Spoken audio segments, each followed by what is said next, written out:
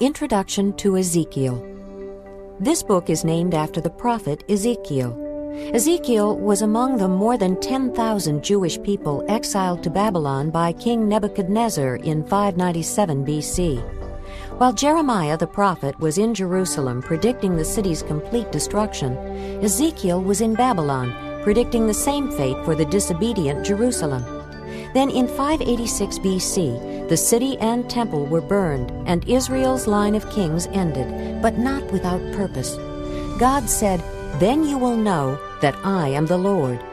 Ezekiel records these words, showing that this divine discipline was to cause Israel to once again serve God alone. After the fall of Jerusalem, Ezekiel's message dramatically changed to prophecies of hope and comfort. Ezekiel also includes a remarkable, encouraging description of a time when Messiah will reign from a new temple in Jerusalem. When the years of captivity ended, God brought His people back to the land and back into His covenant relationship. Ezekiel. Chapter 1. In the 30th year, in the 4th month, on the 5th day, while I was among the exiles by the Kibar River, the heavens were opened, and I saw visions of God. On the 5th of the month, it was the 5th year of the exile of King Jehoiakim. The word of the Lord came to Ezekiel the priest, the son of Buzi, by the Kibar River in the land of the Babylonians. There the hand of the Lord was upon him. I looked, and I saw a windstorm coming out of the north, an immense cloud with flashing lightning and surrounded by brilliant light. The center of the fire looked like glowing metal, and in the fire was what looked like 4 living creatures. In appearance, their form was that of a man, but each of them had 4 faces and 4 wings. Their legs were straight. Their feet were like those of a calf and gleamed like burnished bronze. Under their wings, on their 4 sides, they had the hands of a man. All 4 of them had faces and wings, and their wings touched one another. Each one went straight ahead. They did not turn as they moved. Their faces looked like this. Each of the 4 had the face of a man, and on the right side each had the face of a lion, and on the left the face of an ox. Each also had the face of an eagle. Such were their faces. Their wings were spread out upward. Each had 2 wings, one touching the wing of another creature on either side, and 2 wings covering its body. Each one went straight ahead. Wherever the Spirit would go, they would go, without turning as they went. The appearance of the living creatures was like burning coals of fire, or like torches. Fire moved back and forth among the creatures. It was bright, and lightning flashed out of it. The creatures sped back and forth like flashes of lightning. As I looked at the living creatures, I saw a wheel on the ground beside each creature with its 4 faces. This was the appearance and structure of the wheels. They sparkled like chrysolite, and all 4 looked alike. Each appeared to be made like a wheel intersecting a wheel. As they moved, they would go in any one of the 4 directions the creatures faced. The wheels did not turn about as the creatures went. Their rims were high and awesome, and all 4 rims were full of eyes all around. When the living creatures moved, the wheels beside them moved. And when the living creatures rose from the ground, the wheels also rose. Wherever the Spirit would go, they would go, and the wheels would rise along with them, because the Spirit of the living creatures was in the wheels. When the creatures moved, they also moved. When the creatures stood still, they also stood still. And when the creatures rose from the ground, the wheels rose along with them, because the Spirit of the living creatures was in the wheels. Spread out above the heads of the living creatures was what looked like an expanse, sparkling like ice and awesome. Under the expanse their wings were stretched out one toward the other, and each had 2 wings covering its body. When the creatures moved, I heard the sound of their wings like the roar of rushing waters, like the voice of the Almighty, like the tumult of an army. When they stood still, they lowered their wings. Then there came a voice from above the expanse over their heads as they stood with lowered wings. Above the expanse over their heads was what looked like a throne of sapphire, and high above on the throne was a figure like that of a man. I saw that from what appeared to be his waist up, he looked like glowing metal, as if full of fire, and that from there down he looked like fire, and brilliant light surrounded him. Like the appearance of a rainbow in the clouds on a rainy day, so was the radiance around him. This was the appearance of the likeness of the glory of the Lord. When I saw it, I fell face down, and I heard the voice of one speaking. Chapter 2. He said to me, "Son of man, stand up on your feet, and I will speak to you." As he spoke, the Spirit came into me and raised me to my feet, and I heard him speaking to me.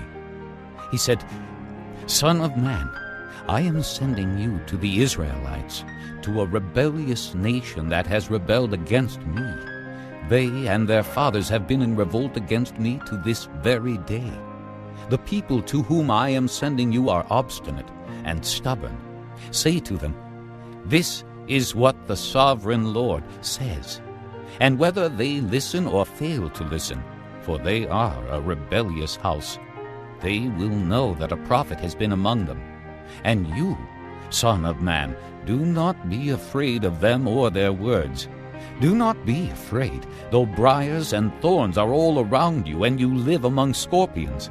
Do not be afraid of what they say, or terrified by them, though they are a rebellious house. You must speak my words to them, whether they listen or fail to listen, for they are rebellious. But you, son of man, listen to what I say to you. Do not rebel like that rebellious house. Open your mouth and eat what I give you." Then I looked, and I saw a hand stretched out to me. In it was a scroll, which he unrolled before me. On both sides of it were written words of lament and mourning and woe. Chapter 3. And he said to me, "Son of man, eat what is before you. Eat this scroll. Then go and speak to the house of Israel." So I opened my mouth, and he gave me the scroll to eat. Then he said to me, "Son of man, eat this scroll I am giving you, and fill your stomach with it." So I ate it, and it tasted as sweet as honey in my mouth. He then said to me, "Son of man, go now to the house of Israel, and speak my words to them.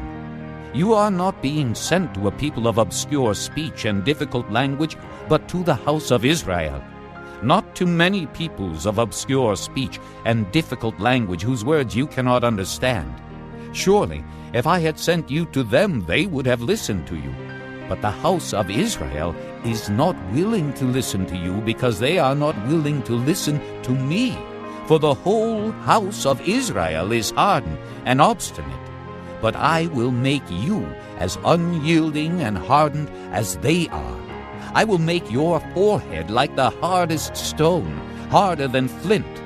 Do not be afraid of them or terrified by them, though they are a rebellious house." And he said to me, "Son of man, listen carefully, and take to heart all the words I speak to you. Go now to your countrymen in exile and speak to them. Say to them, 'This is what the sovereign Lord says,' whether they listen or fail to listen." Then the Spirit lifted me up, and I heard behind me a loud, rumbling sound. May the glory of the Lord be praised in his dwelling place. The sound of the wings of the living creatures brushing against each other, and the sound of the wheels beside them, a loud, rumbling sound. The Spirit then lifted me up and took me away, and I went in bitterness and in the anger of my spirit with the strong hand of the Lord upon me. I came to the exiles who lived at Tel Abib near the Kibar River, and there, where they were living, I sat among them for 7 days, overwhelmed. At the end of 7 days, the word of the Lord came to me. Son of man, I have made you a watchman for the house of Israel. So hear the word I speak, and give them warning from me. When I say to a wicked man, you will surely die, and you do not warn him or speak out to dissuade him from his evil ways in order to save his life, that wicked man will die for his sin, and I will hold you accountable for his blood. But if you do warn the wicked man, and he does not turn from his wickedness or from his evil ways, he will die for his sin, but you will have saved yourself. Again, when a righteous man turns from his righteousness and does evil, and I put a stumbling block before him, he will die. Since you did not warn him, he will die for his sin. The righteous things he did will not be remembered, and I will hold you accountable for his blood.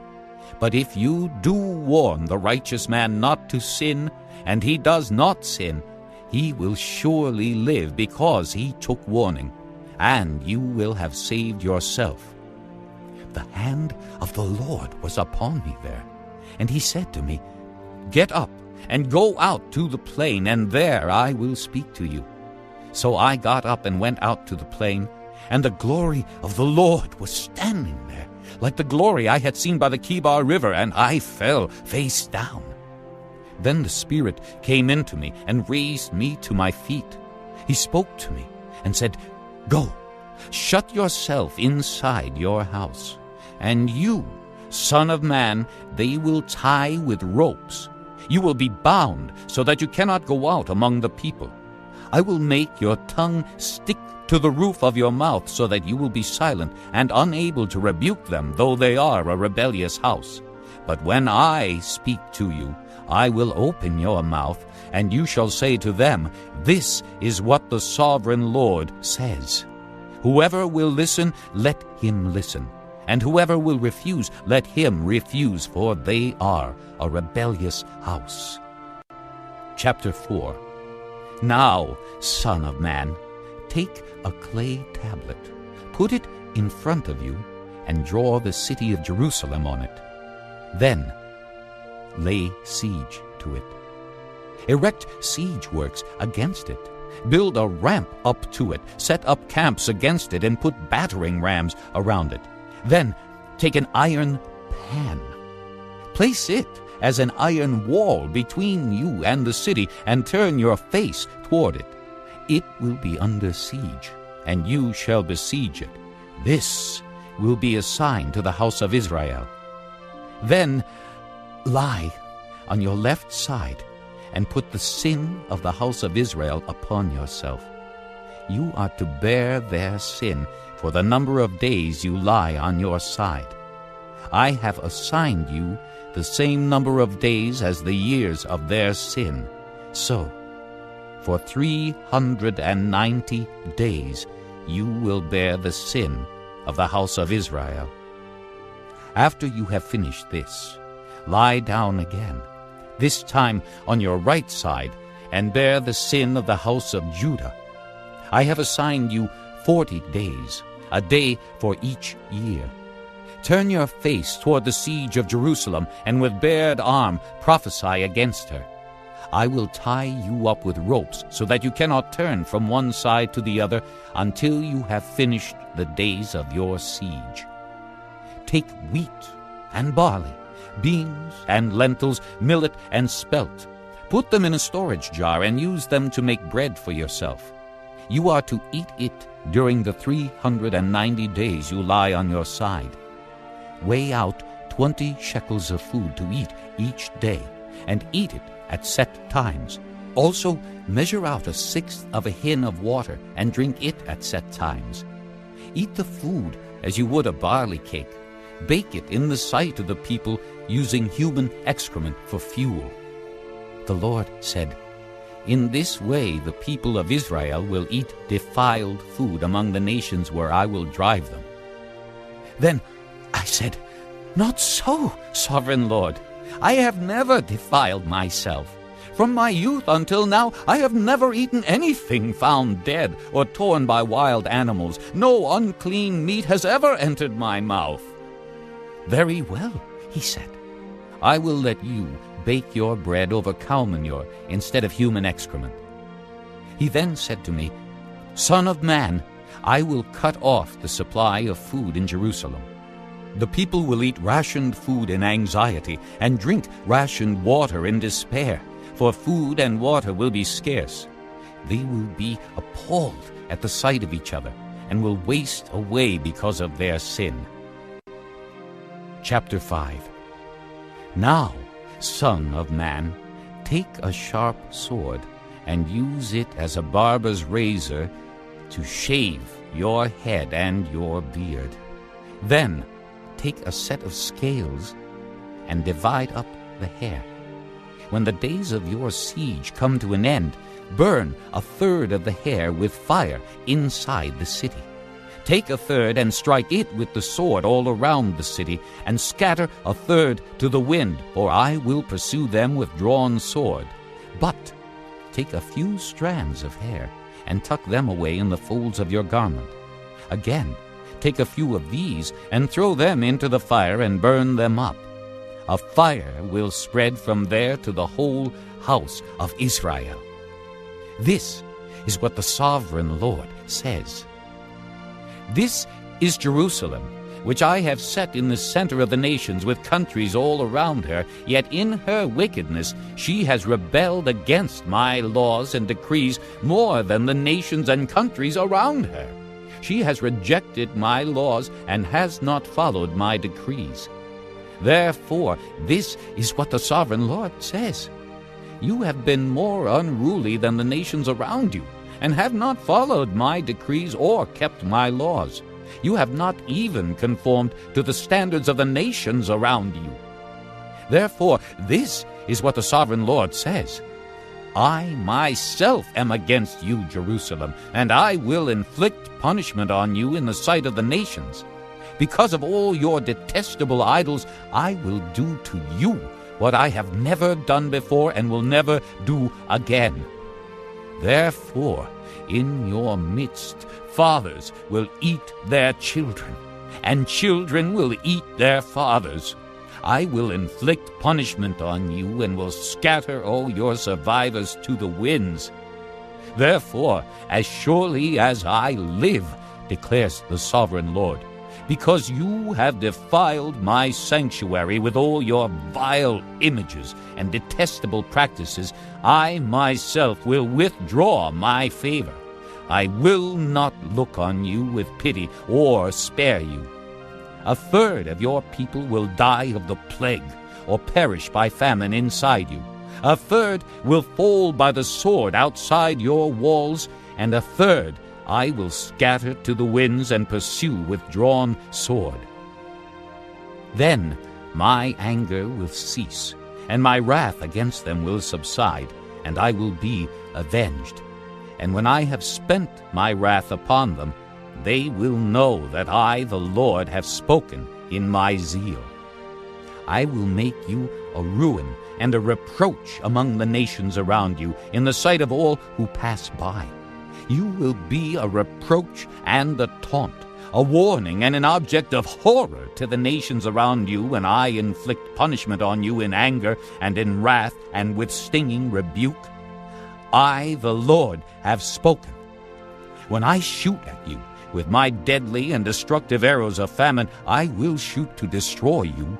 I will bring more and more famine upon you and cut off your supply of food. I will send famine and wild beasts against you, and they will leave you childless. Plague and bloodshed will sweep through you, and I will bring the sword against you. I, the Lord, have spoken. Chapter 6. The word of the Lord came to me. Son of man, set your face against the mountains of Israel. Prophesy against them, and say, O mountains of Israel, hear the word of the sovereign Lord. This is what the sovereign Lord says to the mountains and hills, to the ravines and valleys. I am about to bring a sword against you, and I will destroy your high places. Your altars will be demolished, and your incense altars will be smashed, and I will slay your people in front of your idols. I will lay the dead bodies of the Israelites in front of their idols, and I will scatter your bones around your altars. Wherever you live, the towns will be laid waste, and the high places demolished, so that your altars will be laid waste and devastated, your idols smashed and ruined, your incense altars broken down, and what you have made wiped out. Your people will fall slain among you, and you will know that I am the Lord. But I will spare some, for some of you will escape the sword when you are scattered among the lands and nations. Then, in the nations where they have been carried captive, those who escape will remember me, how I have been grieved by their adulterous hearts, which have turned away from me, and by their eyes, which have lusted after their idols. They will loathe themselves for the evil they have done, and for all their detestable practices, and they will know that I am the Lord. I did not threaten in vain to bring this calamity on them.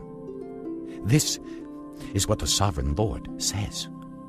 Strike your hands together, and stamp your feet, and cry out, Alas! Because of all the wicked and detestable practices of the house of Israel, for they will fall by the sword, famine, and plague. He that is far away will die of the plague, and he that is near will fall by the sword, and he that survives and is spared will die of famine. So will I spend my wrath upon them, and they will know that I am the Lord, when their people lie slain among their idols around their altars, on every high hill and on all the mountain tops, under every spreading tree and every leafy oak, places where they offered fragrant incense to all their idols. And I will stretch out my hand against them, and make the land a desolate waste from the desert to Diblah, wherever they live. Then they will know that I am the Lord. Chapter 7. The word of the Lord came to me. Son of man, this is what the sovereign Lord says to the land of Israel. The end has come upon the four corners of the land. The end is now upon you, and I will unleash my anger against you. I will judge you according to your conduct, and repay you for all your detestable practices. I will not look on you with pity or spare you. I will surely repay you for your conduct and the detestable practices among you. Then you will know that I am the Lord. This is what the sovereign Lord says. Disaster! An unheard-of disaster is coming. The end has come. The end has come. It has roused itself against you. It has come. Doom has come upon you, you who dwell in the land. The time has come. The day is near. There is panic, not joy, upon the mountains. I am about to pour out my wrath on you and spend my anger against you. I will judge you according to your conduct and repay you for all your detestable practices. I will not look on you with pity or spare you. I will repay you in accordance with your conduct and the detestable practices among you.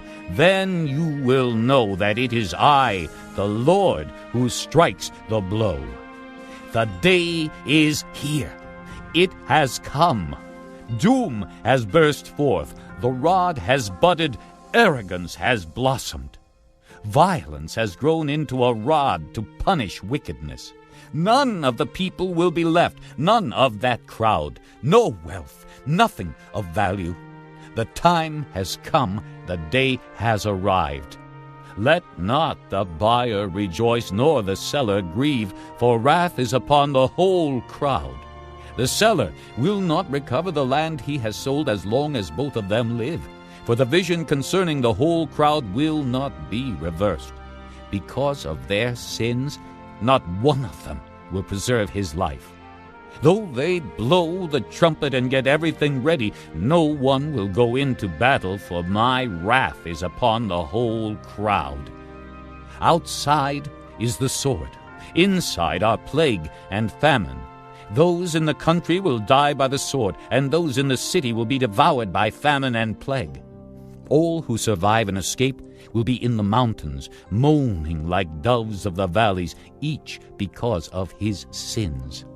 Every hand will go limp, and every knee will become as weak as water. They will put on sackcloth and be clothed with terror. Their faces will be covered with shame, and their heads will be shaved. They will throw their silver into the streets, and their gold will be an unclean thing. Their silver and gold will not be able to save them in the day of the Lord's wrath.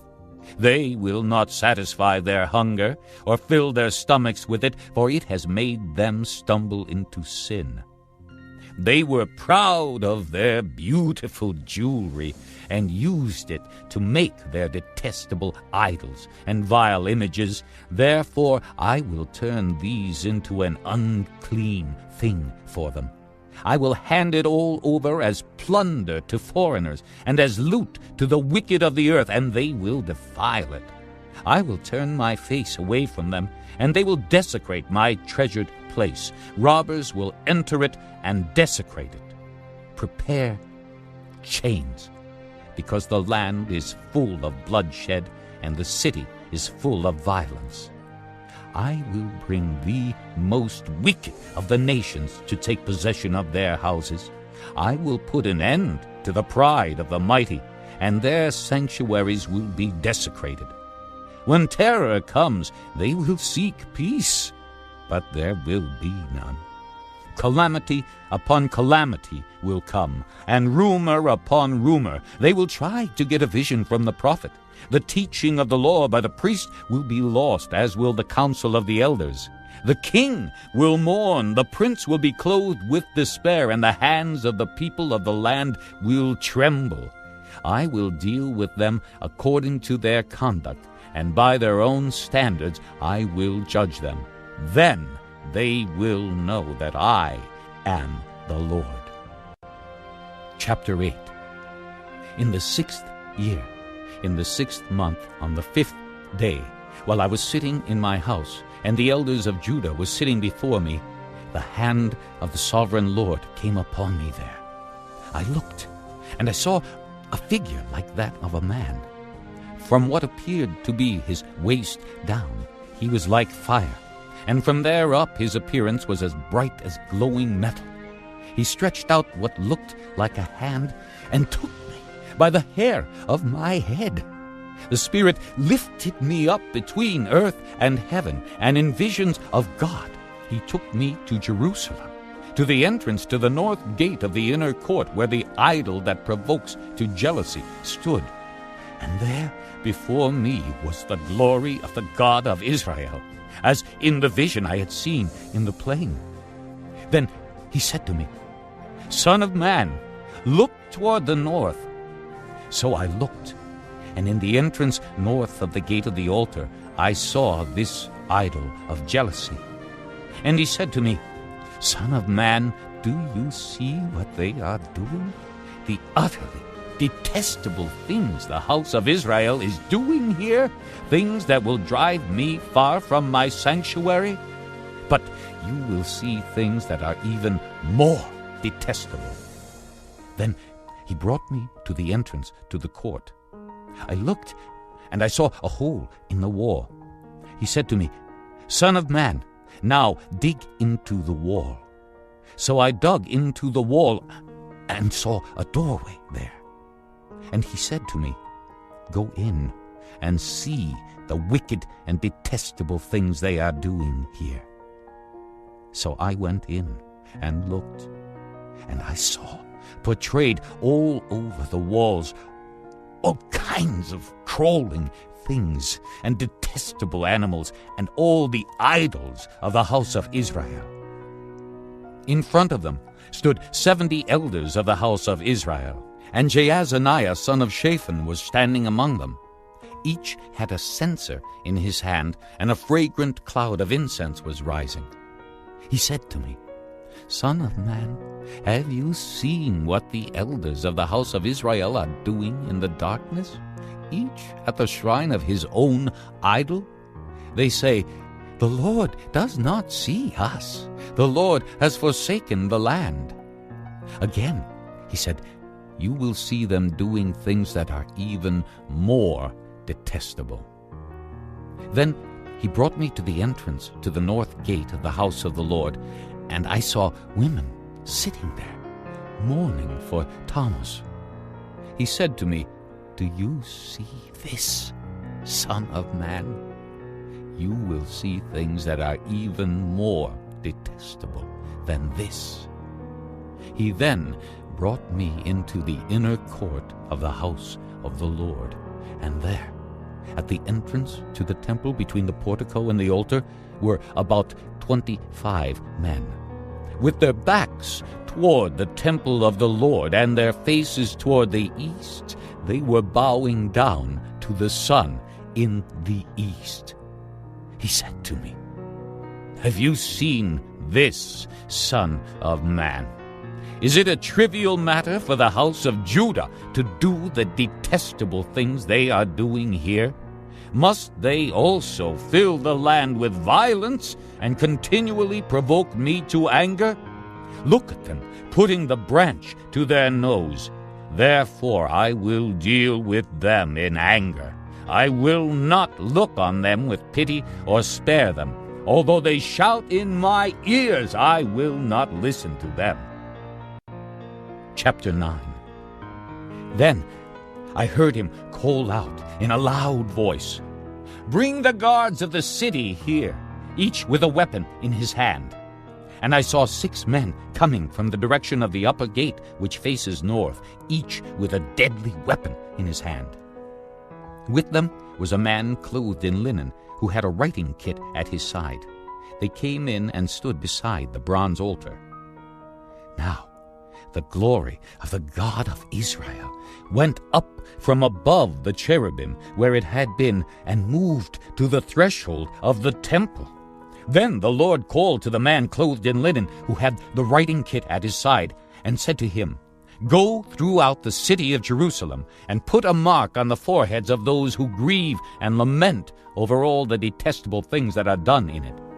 As I listened, he said to the others, "Follow him through the city and kill, without showing pity or compassion.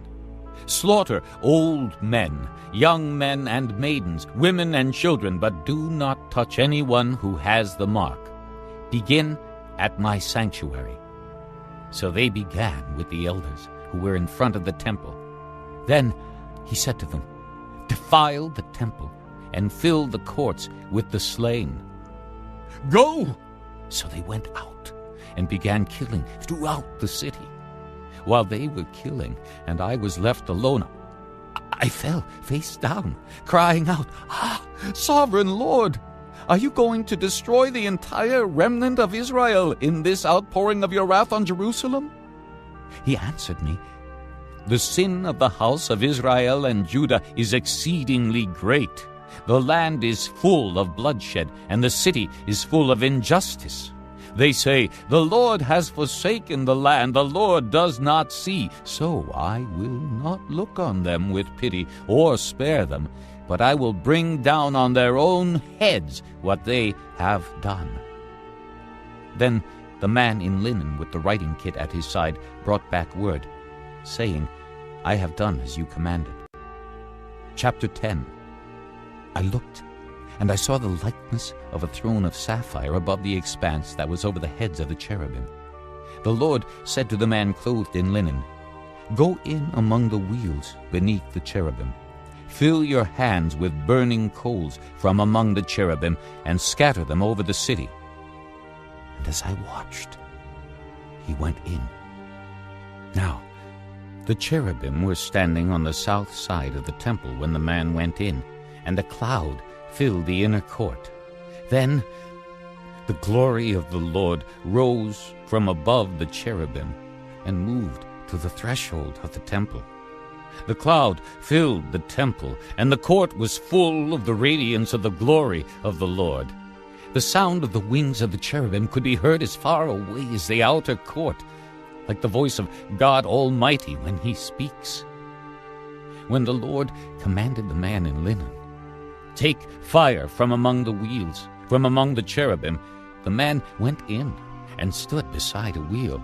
Then one of the cherubim reached out his hand to the fire that was among them. He took up some of it and put it into the hands of the man in linen, who took it and went out. Under the wings of the cherubim could be seen what looked like the hands of a man. I looked, and I saw beside the cherubim 4 wheels, one beside each of the cherubim. The wheels sparkled like chrysolite. As for their appearance, the 4 of them looked alike.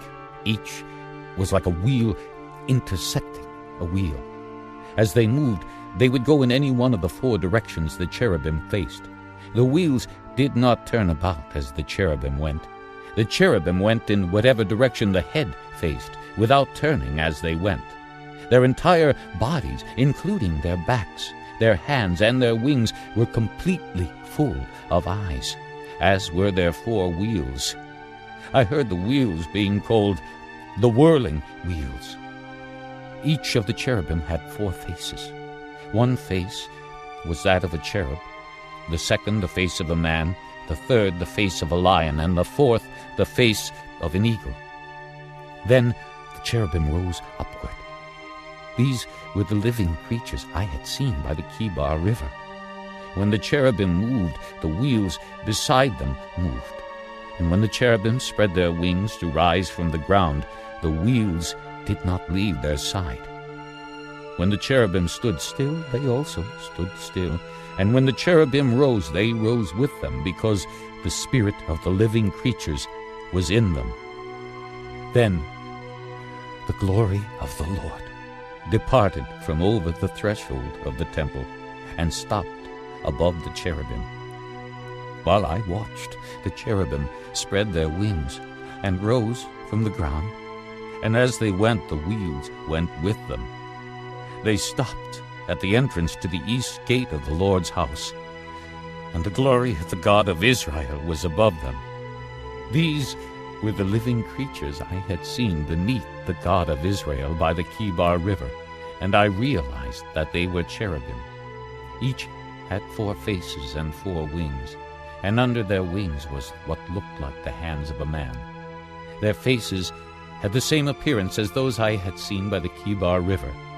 Each one went straight ahead. Chapter 11. Then the Spirit lifted me up and brought me to the gate of the house of the Lord that faces east. There, at the entrance to the gate, were 25 men. And I saw among them Jaazaniah, son of Azur, and Pelatiah, son of Benaiah, leaders of the people. The Lord said to me, "Son of man, these are the men who are plotting evil and giving wicked advice in this city. They say, 'Will it not soon be time to build houses?' This city is a cooking pot, and we are the meat. Therefore prophesy against them. Prophesy, Son of man." Then the Spirit of the Lord came upon me, and he told me to say, "This is what the Lord says. That is what you are saying, O house of Israel, but I know what is going through your mind. You have killed many people in this city and filled its streets with the dead. Therefore, this is what the sovereign Lord says. The bodies you have thrown there are the meat, and this city is the pot. But I will drive you out of it. You fear the sword, and the sword is what I will bring against you, declares the sovereign Lord. I will drive you out of the city, and hand you over to foreigners, and inflict punishment on you. You will fall by the sword, and I will execute judgment on you at the borders of Israel. Then you will know that I am the Lord. This city will not be a pot for you, nor will you be the meat in it. I will execute judgment on you at the borders of Israel. And you will know that I am the Lord, for you have not followed my decrees or kept my laws, but have conformed to the standards of the nations around you." Now, as I was prophesying, Pelatiah, son of Benaiah, died. Then I fell face down and cried out in a loud voice, "Ah, sovereign Lord, will you completely destroy the remnant of Israel?" The word of the Lord came to me. "Son of man, your brothers who are your blood relatives, and the whole house of Israel are those of whom the people of Jerusalem have said, 'They are far away from the Lord. This land was given to us as our possession.' Therefore say, 'This is what the sovereign Lord says. Although I sent them far away among the nations and scattered them among the countries, yet for a little while I have been a sanctuary for them in the countries where they have gone. Therefore say, This is what the sovereign Lord says. I will gather you from the nations and bring you back from the countries where you have been scattered, and I will give you back the land of Israel again. They will return to it and remove all its vile images and detestable idols. I will give them an undivided heart and put a new spirit in them. I will remove from them their heart of stone and give them a heart of flesh. Then they will follow my decrees and be careful to keep my laws. They will be my people, and I will be their God. But as for those whose hearts are devoted to their vile images and detestable idols, I will bring down on their own heads what they have done, declares the sovereign Lord. Then the cherubim, with the wheels beside them, spread their wings, and the glory of the God of Israel was above them. The glory of the Lord went up from within the city and stopped above the mountain east of it. The Spirit lifted me up and brought me to the exiles in Babylonia in the vision given by the Spirit of God. Then the vision I had seen went up from me, and I told the exiles everything the Lord had shown me. This concludes disc number 42. Chapter 12. The word of the Lord came to me. Son of man, you are living among a rebellious people. They have eyes to see, but do not see, and ears to hear, but do not hear, for they are a rebellious people. Therefore, son of man, pack your belongings for exile, and in the daytime, as they watch, set out and go from where you are to another place. Perhaps they will understand, though they are a rebellious house. During the daytime, while they watch, bring out your belongings packed for exile. Then, in the evening, while they are watching, go out like those who go into exile. While they watch, dig through the wall and take your belongings out through it. Put them on your shoulder as they are watching, and carry them out at dusk. Cover your face, so that you cannot see the land, for I have made you a sign to the house of Israel. So I did as I was commanded. During the day I brought out my things packed for exile. Then in the evening I dug through the wall with my hands. I took my belongings out at dusk, carrying them on my shoulders while they watched. In the morning the word of the Lord came to me. Son of man, did not that rebellious house of Israel ask you, What are you doing? Say to them, This is what the sovereign Lord says. This oracle concerns the prince in Jerusalem and the whole house of Israel who are there. Say to them, I am a sign to you. As I have done, so it will be done to them. They will go into exile as captives. The prince among them will put his things on his shoulder at dusk and leave, and a hole will be dug in the wall for him to go through. He will cover his face so that he cannot see the land. I will spread my net for him, and he will be caught in my snare. I will bring him to Babylonia, the land of the Chaldeans, but he will not see it, and there he will die. I will scatter to the winds all those around him, his staff, and all his troops, and I will pursue them with drawn sword. They will know that I am the Lord, when I disperse them among the nations and scatter them through the countries. But I will spare a few of them from the sword, famine, and plague, so that in the nations where they go they may acknowledge all their detestable practices. Then they will know that I am the Lord. The word of the Lord came to me. Son of man, tremble as you eat your food, and shudder in fear as you drink your water. Say to the people of the land, this is what the sovereign Lord says about those living in Jerusalem and in the land of Israel.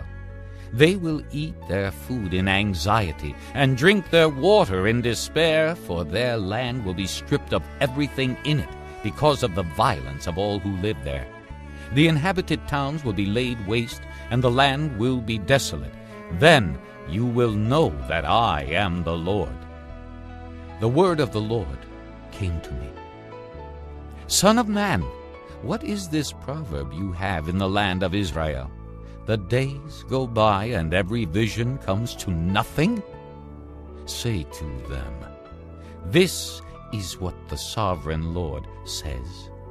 I am going to put an end to this proverb, and they will no longer quote it in Israel. Say to them, the days are near when every vision will be fulfilled. For there will be no more false visions or flattering divinations among the people of Israel. But I, the Lord, will speak what I will, and it shall be fulfilled without delay. For in your days, you rebellious house, I will fulfill whatever I say, declares the sovereign Lord. The word of the Lord came to me. Son of man, the house of Israel is saying, the vision he sees is for many years from now, and he prophesies about the distant future. Therefore say to them, this is what the sovereign Lord says. None of my words will be delayed any longer. Whatever I say will be fulfilled, declares the sovereign Lord. Chapter 13. The word of the Lord came to me. Son of man, prophesy against the prophets of Israel who are now prophesying.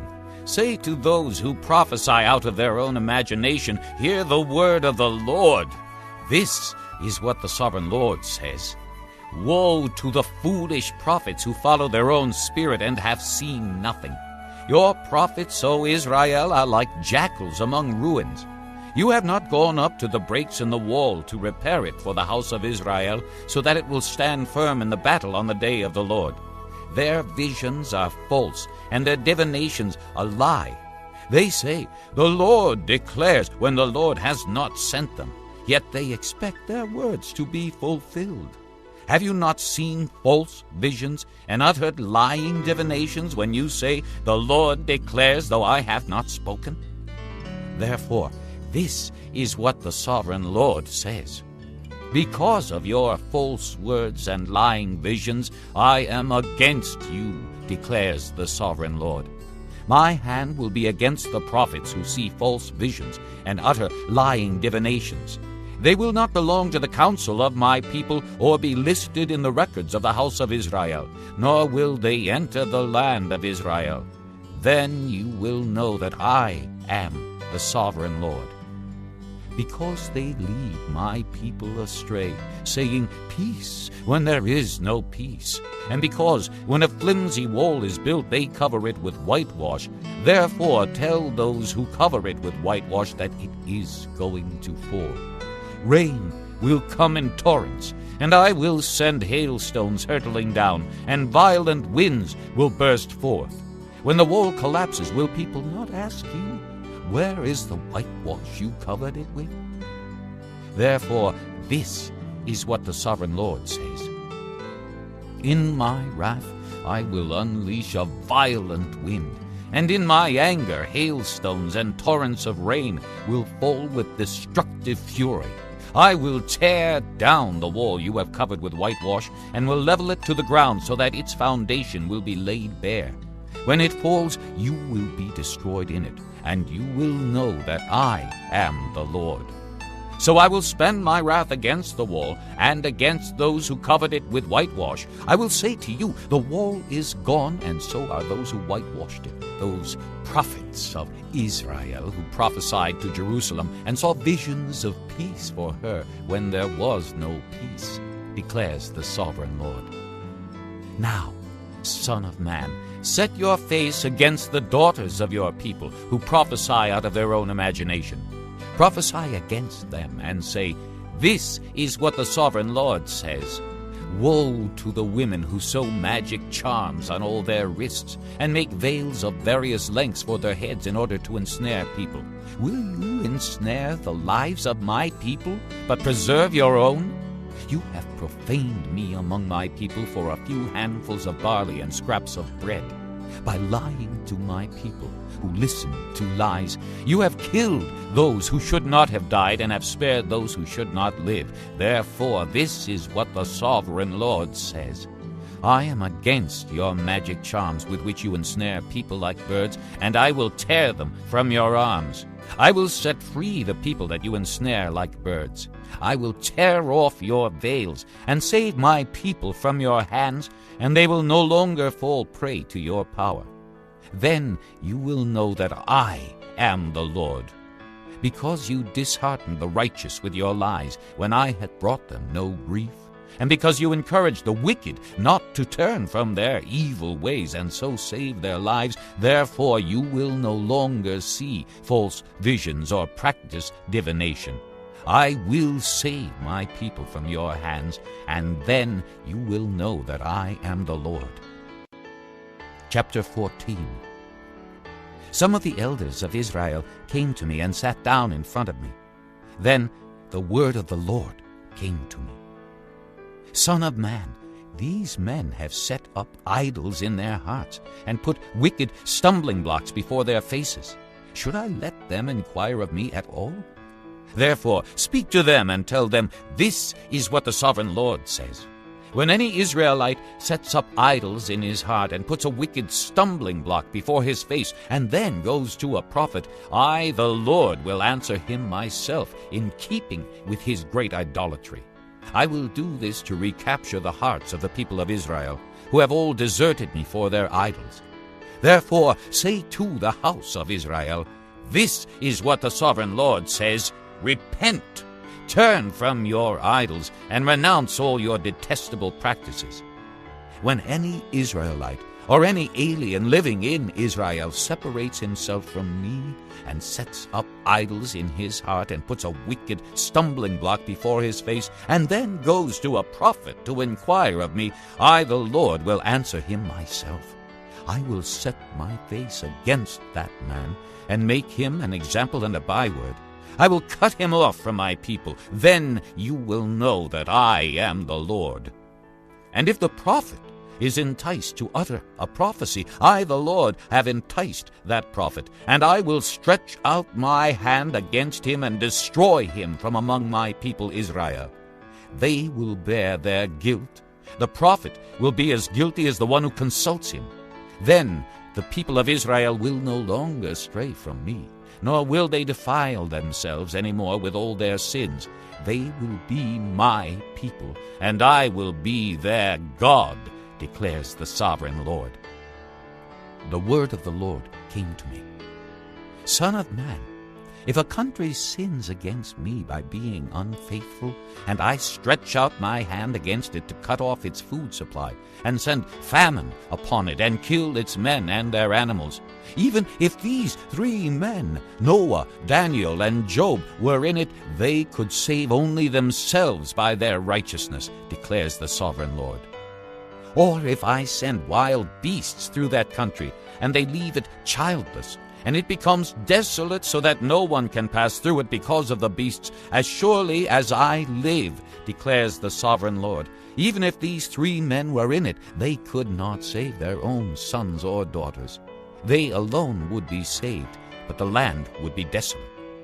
Or if I bring a sword against that country and say, Let the sword pass throughout the land, and I kill its men and their animals, as surely as I live, declares the sovereign Lord, even if these 3 men were in it, they could not save their own sons or daughters.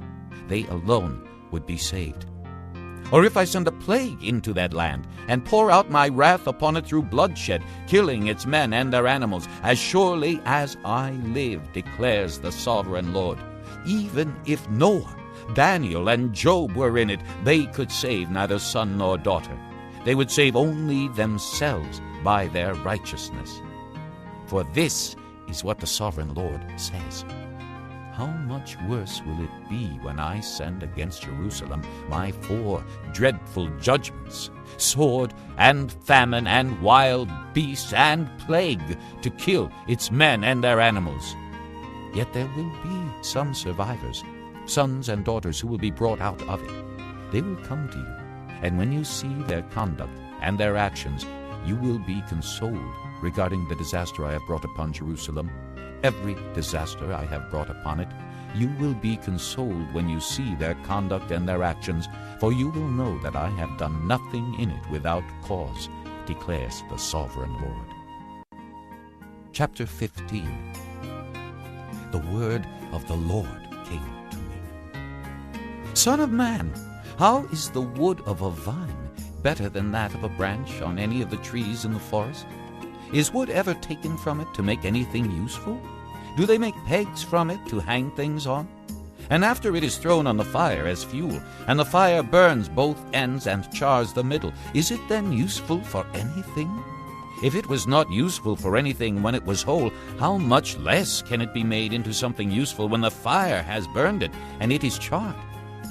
Therefore, this is what the sovereign Lord says. As I have given the wood of the vine among the trees of the forest as fuel for the fire, so will I treat the people living in Jerusalem. I will set my face against them. Although they have come out of the fire will yet consume them. And when I set my face against them, you will know that I am the Lord. I will make the land desolate, because they have been unfaithful, declares the sovereign Lord. Chapter 16. The word of the Lord came to me. Son of man, confront Jerusalem with her detestable practices, and say, this is what the sovereign Lord says to Jerusalem. Your ancestry and birth were in the land of the Canaanites. Your father was an Amorite, and your mother a Hittite. On the day you were born, your cord was not cut, nor were you washed with water to make you clean, nor were you rubbed with salt or wrapped in cloths. No one looked on you with pity, or had compassion enough to do any of these things for you. Rather, you were thrown out into the open field, for on the day you were born you were despised. Then I passed by, and saw you kicking about in your blood, and as you lay there in your blood, I said to you, live. I made you grow like a plant of the field. You grew up and developed and became the most beautiful of jewels. Your breasts were formed and your hair grew, you who were naked and bare. Later I passed by, and when I looked at you and saw that you were old enough for love, I spread the corner of my garment over you and covered your nakedness. I gave you my solemn oath and entered into a covenant with you, declares the sovereign Lord, and you became mine. I bathed you with water and washed the blood from you and put ointments on you. I clothed you with an embroidered dress and put leather sandals on you. I dressed you in fine linen and covered you with costly garments. I adorned you with jewelry. I put bracelets on your arms and a necklace around your neck, and I put a ring on your nose, earrings on your ears, and a beautiful crown on your head. So you were adorned with gold and silver. Your clothes were of fine linen and costly fabric and embroidered cloth. Your food was fine flour, honey, and olive oil. You became very beautiful and rose to be a queen, and your fame spread among the nations on account of your beauty, because the splendor I had given you made your beauty perfect, declares the sovereign Lord. But you trusted in your beauty and used your fame to become a prostitute. You lavished your favors on anyone who passed by, and your beauty became his. You took some of your garments to make gaudy high places where you carried on your prostitution. Such things should not happen, nor should they ever occur. You also took the fine jewelry I gave you, the jewelry made of my gold and silver, and you made for yourself male idols and engaged in prostitution with them. And you took your embroidered clothes to put on them, and you offered my oil and incense before them. Also the food I provided for you, the fine flour, olive oil, and honey I gave you to eat, you offered as fragrant incense before them. This is what happened, declares the sovereign Lord. And you took your sons and daughters whom you bore to me and sacrificed them as food to the idols. Was your prostitution not enough? You slaughtered my children and sacrificed them to the idols. In all your detestable practices and your prostitution, you did not remember the days of your youth when you were naked and bare, kicking about in your blood. Woe, woe to you, declares the sovereign Lord. In addition to all your other wickedness, you built a mound for yourself and made a lofty shrine in every public square.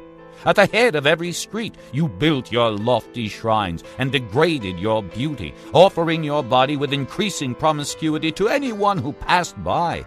You engaged in prostitution with the Egyptians, your lustful neighbors, and provoked me to anger with your increasing promiscuity. So I stretched out my hand against you and reduced your territory. I gave you over to the greed of your enemies, the daughters of the Philistines, who were shocked by your lewd conduct.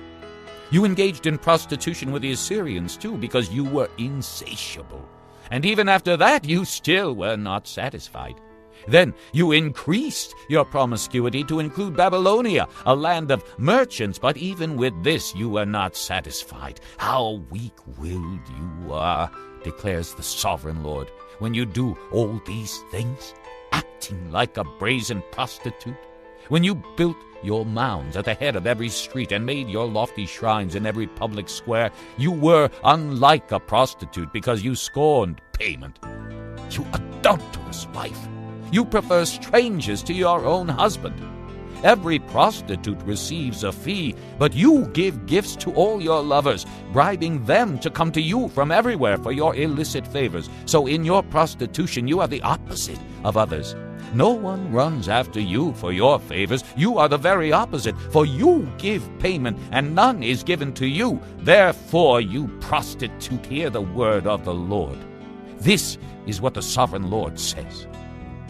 Because you poured out your wealth and exposed your nakedness in your promiscuity with your lovers, and because of all your detestable idols, and because you gave them your children's blood, therefore I am going to gather all your lovers with whom you found pleasure, those you loved as well as those you hated. I will gather them against you from all around, and will strip you in front of them, and they will see all your nakedness.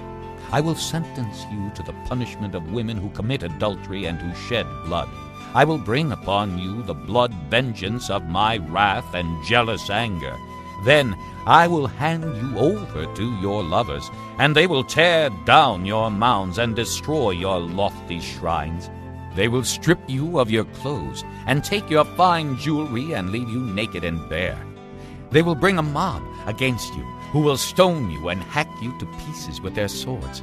They will burn down your houses and inflict punishment on you in the sight of many women. I will put a stop to your prostitution, and you will no longer pay your lovers. Then my wrath against you will subside, and my jealous anger will turn away from you. I will be calm and no longer angry.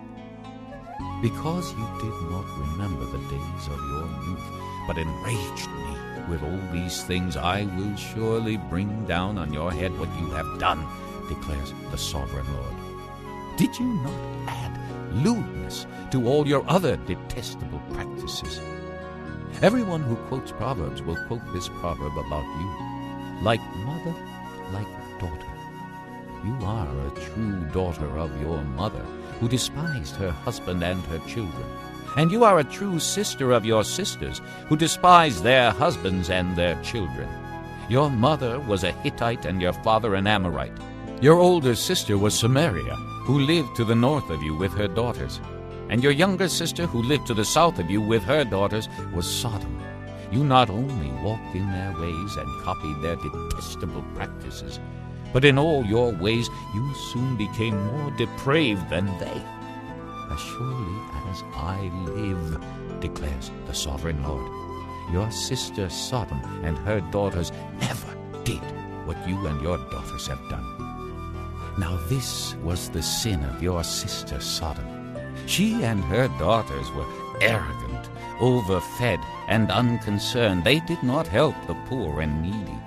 They were haughty and did detestable things before me. Therefore I did away with them, as you have seen. Samaria did not commit half the sins you did.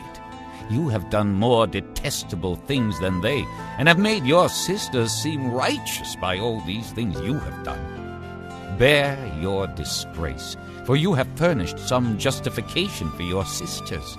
Because your sins were more vile than theirs, they appear more righteous than you. So then, be ashamed and bear your disgrace, for you have made your sisters appear righteous.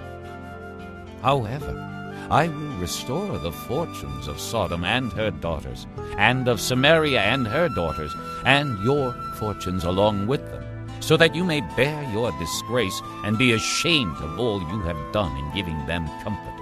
And your sisters, Sodom with her daughters and Samaria with her daughters, will return to what they were before, and you and your daughters will return to what you were before.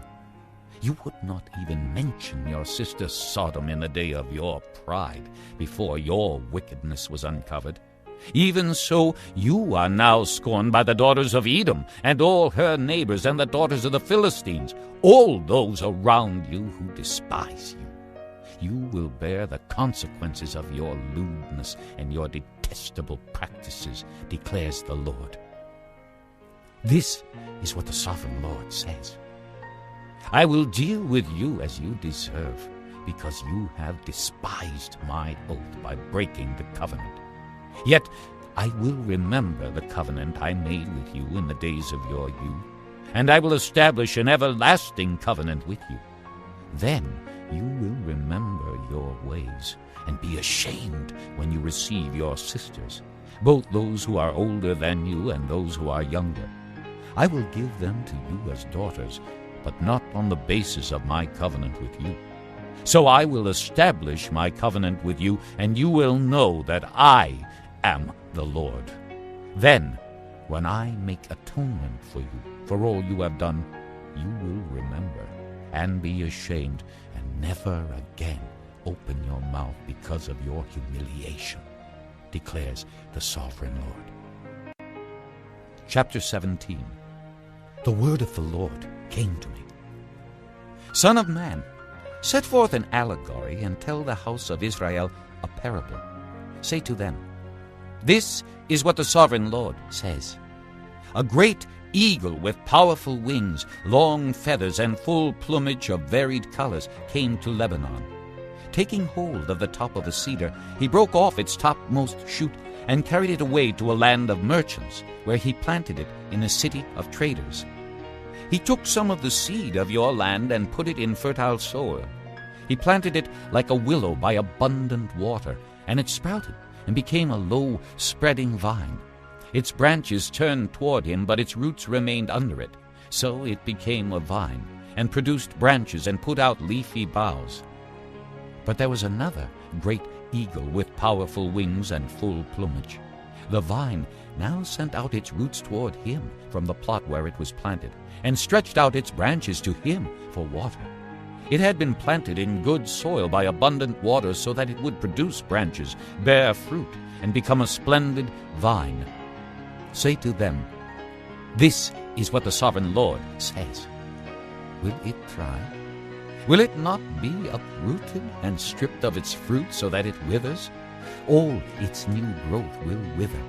It will not take a strong arm or many people to pull it up by the roots. Even if it is transplanted, will it thrive?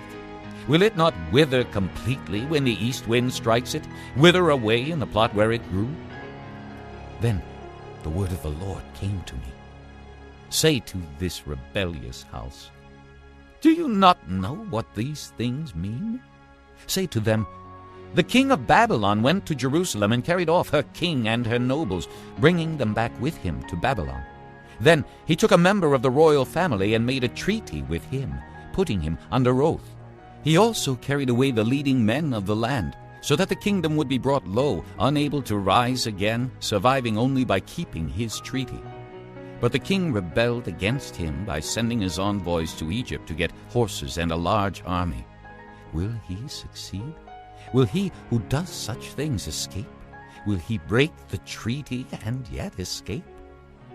As surely as I live, declares the sovereign Lord, he shall die in Babylon, in the land of the king who put him on the throne, whose oath he despised and whose treaty he broke. Pharaoh with his mighty army and great horde will be of no help to him in war when ramps are built and siege works erected to destroy many lives. He despised the oath by breaking the covenant. Because he had given his hand in pledge and yet did all these things, he shall not escape. Therefore, this is what the sovereign Lord says. As surely as I live, I will bring down on his head my oath that he despised and my covenant that he broke.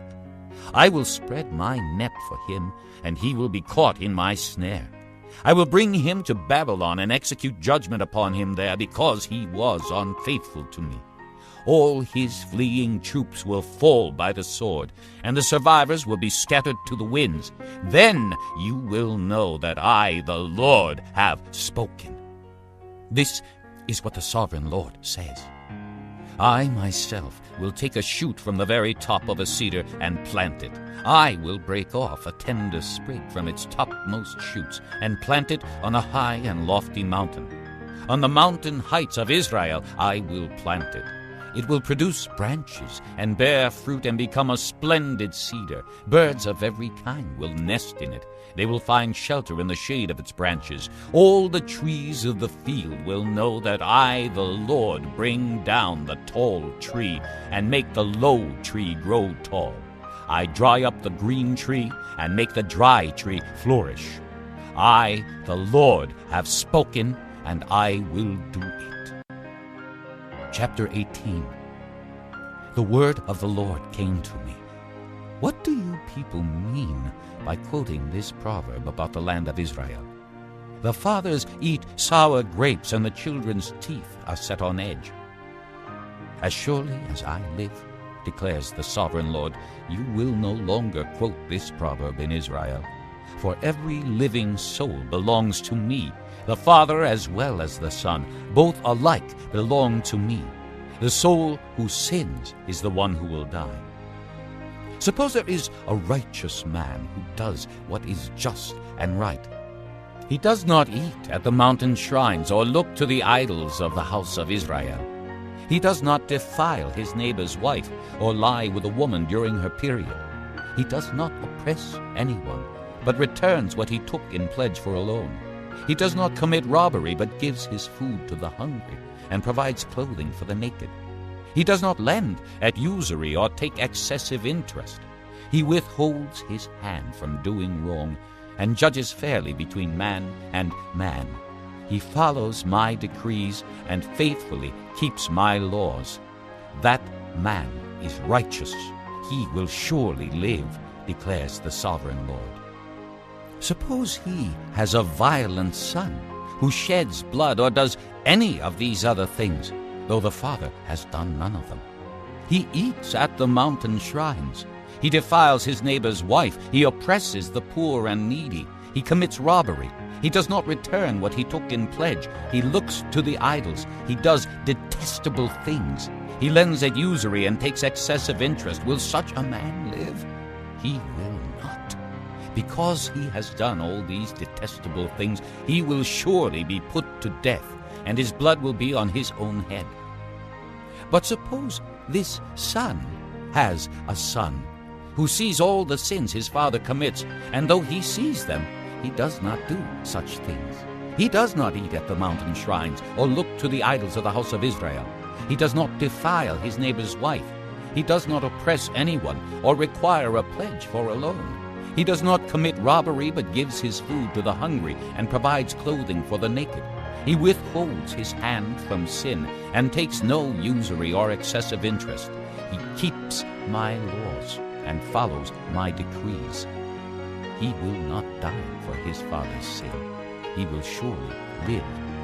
But his father will die for his own sin, because he practiced extortion, robbed his brother, and did what was wrong among his people. Yet you ask, why does the son not share the guilt of his father? Since the son has done what is just and right, and has been careful to keep all my decrees, he will surely live. The soul who sins is the one who will die. The son will not share the guilt of the father, nor will the father share the guilt of the son. The righteousness of the righteous man will be credited to him, and the wickedness of the wicked will be charged against him. But if a wicked man turns away from all the sins he has committed, and keeps all my decrees, and does what is just and right, he will surely live. He will not die. None of the offenses he has committed will be remembered against him. Because of the righteous things he has done, he will live. Do I take any pleasure in the death of the wicked? Declares the sovereign Lord. Rather, am I not pleased when they turn from their ways and live? But if a righteous man turns from his righteousness and commits sin, and does the same detestable things the wicked man does, will he live? None of the righteous things he has done will be remembered. Because of the unfaithfulness he is guilty of, and because of the sins he has committed, he will die. Yet you say, the way of the Lord is not just. Hear, O house of Israel, is my way unjust? Is it not your ways that are unjust? If a righteous man turns from his righteousness and commits sin, he will die for it. Because of the sin he has committed, he will die. But if a wicked man turns away from the wickedness he has committed and does what is just and right, he will save his life. Because he considers all the offenses he has committed and turns away from them, he will surely live. He will not die. Yet the house of Israel says, the way of the Lord is not just. Are my ways unjust, O house of Israel? Is it not your ways that are unjust? Therefore, O house of Israel, I will judge you, each one according to his ways, declares the sovereign Lord. Repent! Turn away from all your offenses, then sin will not be your downfall. Rid yourselves of all the offenses you have committed, and get a new heart and a new spirit. Why will you die, O house of Israel? For I take no pleasure in the death of anyone, declares the sovereign Lord. Repent and live. Chapter 19. Take up a lament concerning the princes of Israel, and say, what a lioness was your mother among the lions! She lay down among the young lions and reared her cubs. She brought up one of her cubs, and he became a strong lion. He learned to tear the prey, and he devoured men. The nations heard about him, and he was trapped in their pit. They led him with hooks to the land of Egypt. When she saw her hope unfulfilled, her expectation gone, she took another of her cubs and made him a strong lion. He prowled among the lions, for he was now a strong lion. He learned to tear the prey, and he devoured men. He broke down their strongholds and devastated their towns. The land and all who were in it were terrified by his roaring. Then the nations came against him. Those from regions round about, they spread their net for him, and he was trapped in their pit. With hooks they pulled him into a cage and brought him to the king of Babylon. They put him in prison, so his roar was heard no longer on the mountains of Israel. Your mother was like a vine in your vineyard, planted by the water. It was fruitful and full of branches because of abundant water. Its branches were strong, fit for a ruler's scepter. It towered high above the thick foliage, conspicuous for its height and for its many branches, but it was uprooted in fury and thrown to the ground. The east wind made it shrivel. It was stripped of its fruit. Its strong branches withered, and fire consumed them. Now it is planted in the desert, in a dry and thirsty land. Fire spread from one of its main branches and consumed its fruit. No strong branch is left on it, fit for a ruler's scepter. This is a lament, and is to be used as a lament. Chapter 20. In the 7th year, in the 5th month, on the 10th day, some of the elders of Israel came to inquire of the Lord, and they sat down in front of me. Then the word of the Lord came to me. Son of man, speak to the elders of Israel, and say to them, This is what the sovereign Lord says. Have you come to inquire of me? As surely as I live, I will not let you inquire of me, declares the sovereign Lord. Will you judge them? Will you judge them, son of man? Then confront them with the detestable practices of their fathers, and say to them, This is what the sovereign Lord says. On the day I chose Israel, I swore with uplifted hand to the descendants of the house of Jacob, and revealed myself to them in Egypt. With uplifted hand I said to them, I am the Lord your God. On that day I swore to them that I would bring them out of Egypt into a land I had searched out for them, a land flowing with milk and honey, the most beautiful of all lands. And I said to them, Each of you, get rid of the vile images you have set your eyes on, and do not defile yourselves with the idols of Egypt. I am the Lord your God. But they rebelled against me and would not listen to me.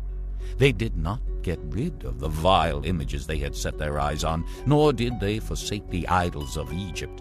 So I said I would pour out my wrath on them and spend my anger against them in Egypt. But for the sake of my name, I did what would keep it from being profaned in the eyes of the nations they lived among, and in whose sight I had revealed myself to the Israelites by bringing them out of Egypt. Therefore I led them out of Egypt and brought them into the desert. I gave them my decrees and made known to them my laws, for the man who obeys them will live by them. Also I gave them my Sabbaths as a sign between us, so they would know that I, the Lord, made them holy. Yet the people of Israel rebelled against me in the desert.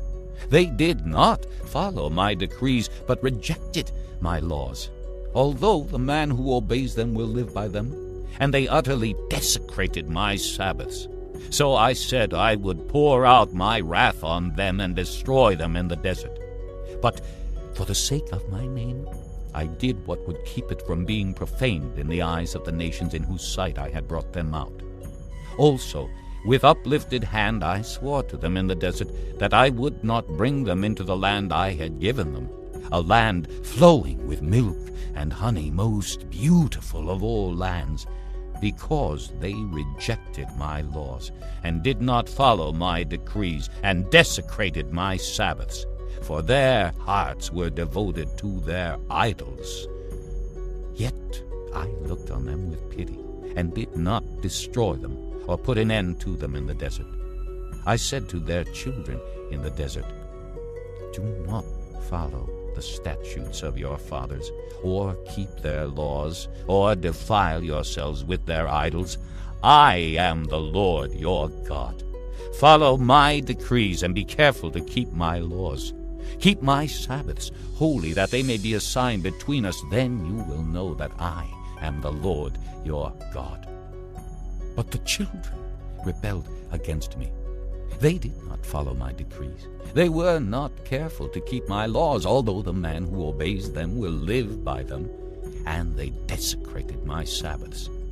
So I said I would pour out my wrath on them and spend my anger against them in the desert. But I withheld my hand. And for the sake of my name I did what would keep it from being profaned in the eyes of the nations in whose sight I had brought them out.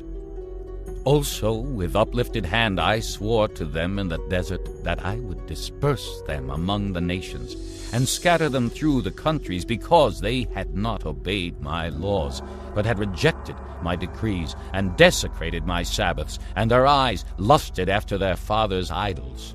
I also gave them over to statutes that were not good, and laws they could not live by. I let them become defiled through their gifts, the sacrifice of every firstborn, that I might fill them with horror, so they would know that I am the Lord. Therefore, Son of man, speak to the people of Israel, and say to them, This is what the sovereign Lord says. In this also your fathers blasphemed me by forsaking me.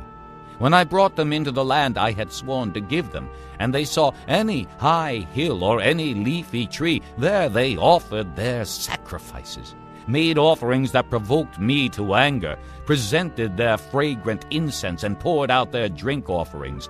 Then I said to them, What is this high place you go to? It is called Bema to this day. Therefore say to the house of Israel, This is what the sovereign Lord says. Will you defile yourselves the way your fathers did, and lust after their vile images? When you offer your gifts, the sacrifice of your sons in the fire, you continue to defile yourselves with all your idols to this day. Am I to let you inquire of me, O house of Israel? As surely as I live, declares the sovereign Lord, I will not let you inquire of me. You say, We want to be like the nations, like the peoples of the world, who serve wood and stone. But what you have in mind will never happen. As surely as I live, declares the sovereign Lord, I will rule over you with a mighty hand, and an outstretched arm, and with outpoured wrath. I will bring you from the nations, and gather you from the countries where you have been scattered, with a mighty hand and an outstretched arm, and with outpoured wrath. I will bring you into the desert of the nations, and there, face to face, I will execute judgment upon you. As I judged your fathers in the desert of the land of Egypt, so I will judge you, declares the sovereign Lord. I will take note of you as you pass under my rod, and I will bring you into the bond of the covenant. I will purge you of those who revolt and rebel against me.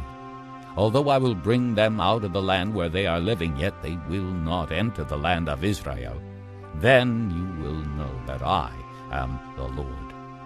As for you, O house of Israel, this is what the sovereign Lord says. Go and serve your idols, every one of you. But afterward you will surely listen to me, and no longer profane my holy name with your gifts and idols.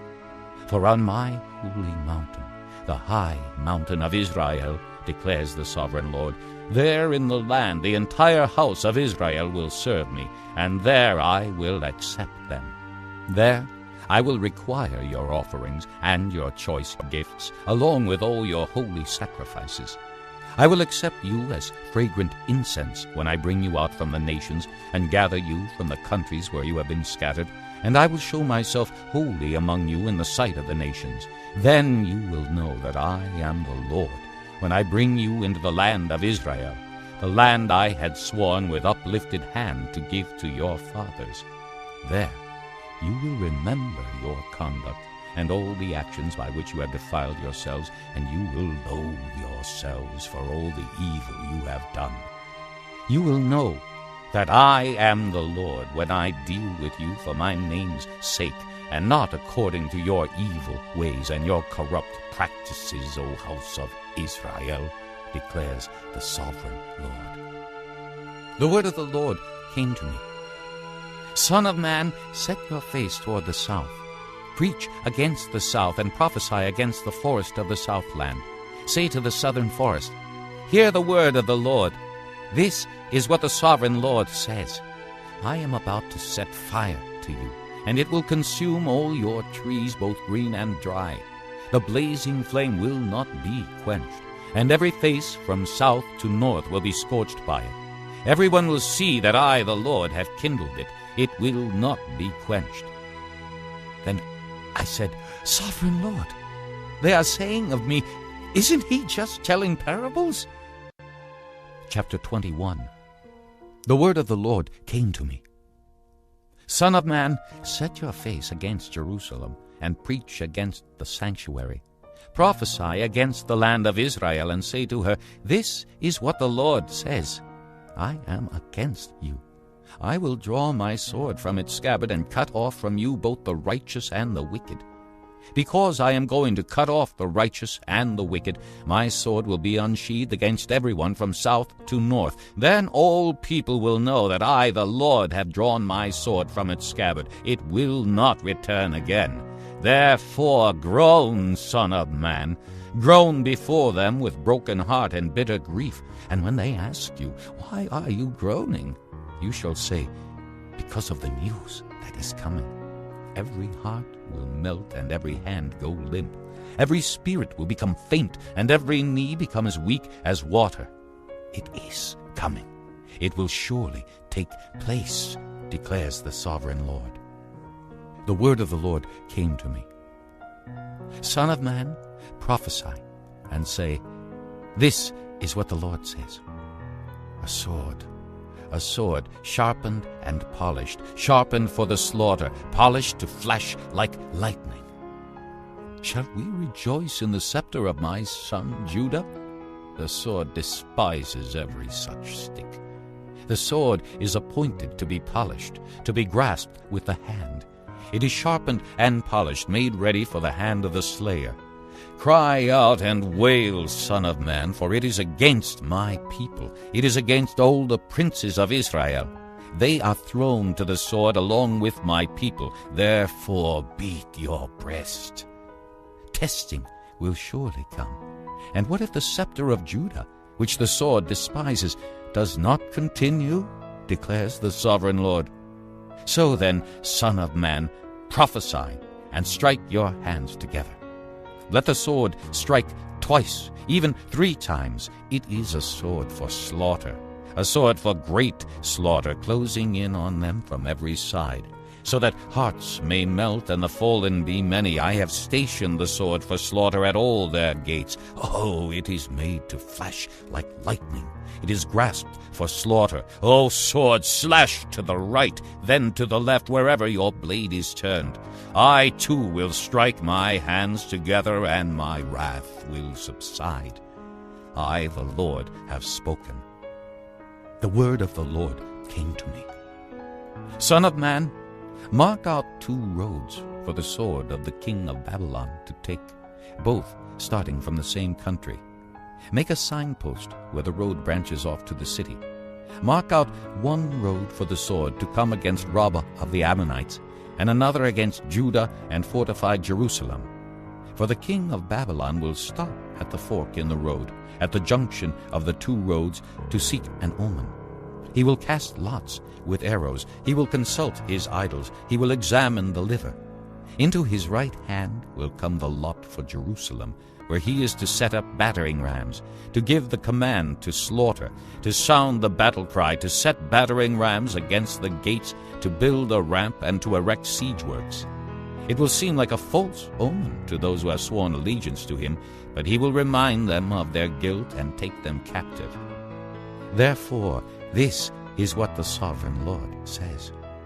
Because you people have brought to mind your guilt by your open rebellion, revealing your sins and all that you do, because you have done this, you will be taken captive. Profane and wicked prince of Israel, whose day has come, whose time of punishment has reached its climax. This is what the sovereign Lord says. Take off the turban, remove the crown. It will not be as it was. The lowly will be exalted, and the exalted will be brought low. A ruin! A ruin! I will make it a ruin. It will not be restored until he comes to whom it rightfully belongs. To him I will give it. And you, Son of man, prophesy and say, "This is what the sovereign Lord says about the Ammonites and their insults. A sword drawn for the slaughter, polished to consume and to flash like lightning. Despite false visions concerning you and lying divinations about you, it will be laid on the necks of the wicked who are to be slain, whose day has come, whose time of punishment has reached its climax. Return the sword to its scabbard. In the place where you were created, in the land of your ancestry, I will judge you. I will pour out my wrath upon you and breathe out my fiery anger against you. I will hand you over to brutal men skilled in destruction. You will be fuel for the fire. Your blood will be shed in your land. You will be remembered no more. For I, the Lord, have spoken. Chapter 22. The word of the Lord came to me.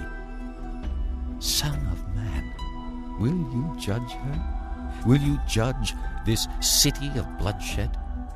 Then confront her with all her detestable practices, and say, This is what the sovereign Lord says. O city that brings on herself doom by shedding blood in her midst, and defiles herself by making idols, you have become guilty because of the blood you have shed, and have become defiled by the idols you have made. You have brought your days to a close, and the end of your years has come. Therefore I will make you an object of scorn to the nations, and a laughingstock to all the countries. Those who are near and those who are far away will mock you, O infamous city, full of turmoil. See how each of the princes of Israel who are in you uses his power to shed blood. In you they have treated father and mother with contempt. In you they have oppressed the alien and mistreated the fatherless and the widow. You have despised my holy things and desecrated my Sabbaths. In you are slanderous men bent on shedding blood. In you are those who eat at the mountain shrines and commit lewd acts. In you are those who dishonor their father's bed. In you are those who violate women during their period when they are ceremonially unclean. In you one man commits a detestable offense with his neighbor's wife, another shamefully defiles his daughter-in-law, and another violates his sister, his own father's daughter. In you men accept bribes to shed blood.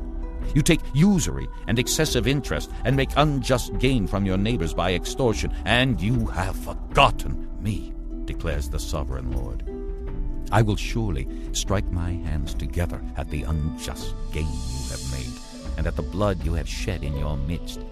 Will your courage endure, or your hands be strong in the day I deal with you? I, the Lord, have spoken, and I will do it. I will disperse you among the nations, and scatter you through the countries, and I will put an end to your uncleanness. When you have been defiled in the eyes of the nations, you will know that I am the Lord. Then the word of the Lord came to me. Son of man, the house of Israel has become dross to me. All of them are the copper, tin, iron, and lead left inside a furnace. They are but the dross of silver. Therefore, this is what the sovereign Lord says. Because you have all become dross, I will gather you into Jerusalem. As men gather silver, copper, iron, lead, and tin into a furnace to melt it with a fiery blast, so will I gather you in my anger and my wrath, and put you inside the city and melt you. I will gather you, and I will blow on you with my fiery wrath, and you will be melted inside her. As silver is melted in a furnace, so you will be melted inside her, and you will know that I, the Lord, have poured out my wrath upon you. Again the word of the Lord came to me. Son of man, say to the land, You are a land that has had no rain or showers in the day of wrath. There is a conspiracy of her princes within her, like a roaring lion tearing its prey. They devour people, take treasures and precious things, and make many widows within her. Her priests do violence to my law and profane my holy things. They do not distinguish between the holy and the common. They teach that there is no difference between the unclean and the clean, and they shut their eyes to the keeping of my Sabbaths, so that I am profaned among them. Her officials within her are like wolves tearing their prey.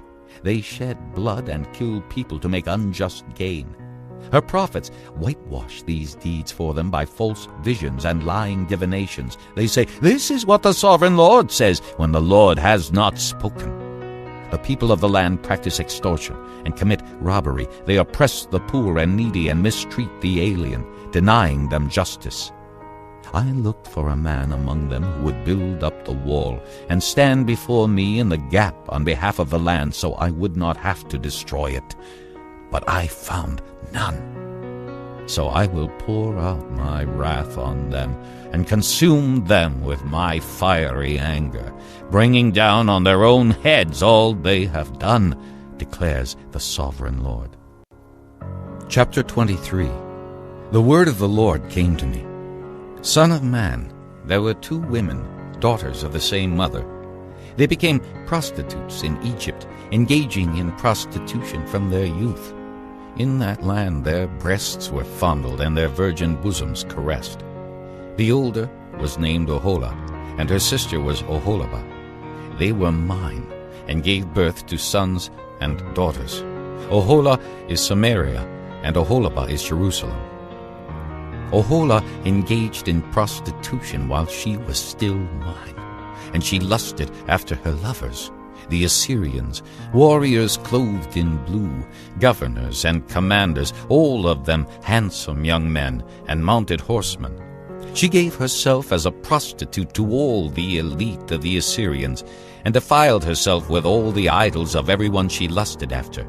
She did not give up the prostitution she began in Egypt, when during her youth men slept with her, caressed her virgin bosom, and poured out their lust upon her. Therefore I handed her over to her lovers, the Assyrians, for whom she lusted. They stripped her naked, took away her sons and daughters, and killed her with the sword. She became a byword among women, and punishment was inflicted on her. Her sister Oholibah saw this, yet in her lust and prostitution she was more depraved than her sister. She too lusted after the Assyrians, governors and commanders, warriors in full dress, mounted horsemen, all handsome young men. I saw that she too defiled herself. Both of them went the same way. But she carried her prostitution still further. She saw men portrayed on a wall, figures of Chaldeans portrayed in red, with belts around their waists and flowing turbans on their heads. All of them looked like Babylonian chariot officers, natives of Chaldea. As soon as she saw them, she lusted after them, and sent messengers to them in Chaldea. Then the Babylonians came to her to the bed of love, and in their lust they defiled her. After she had been defiled by them, she turned away from them in disgust. When she carried on her prostitution openly and exposed her nakedness, I turned away from her in disgust, just as I had turned away from her sister. Yet she became more and more promiscuous as she recalled the days of her youth, when she was a prostitute in Egypt.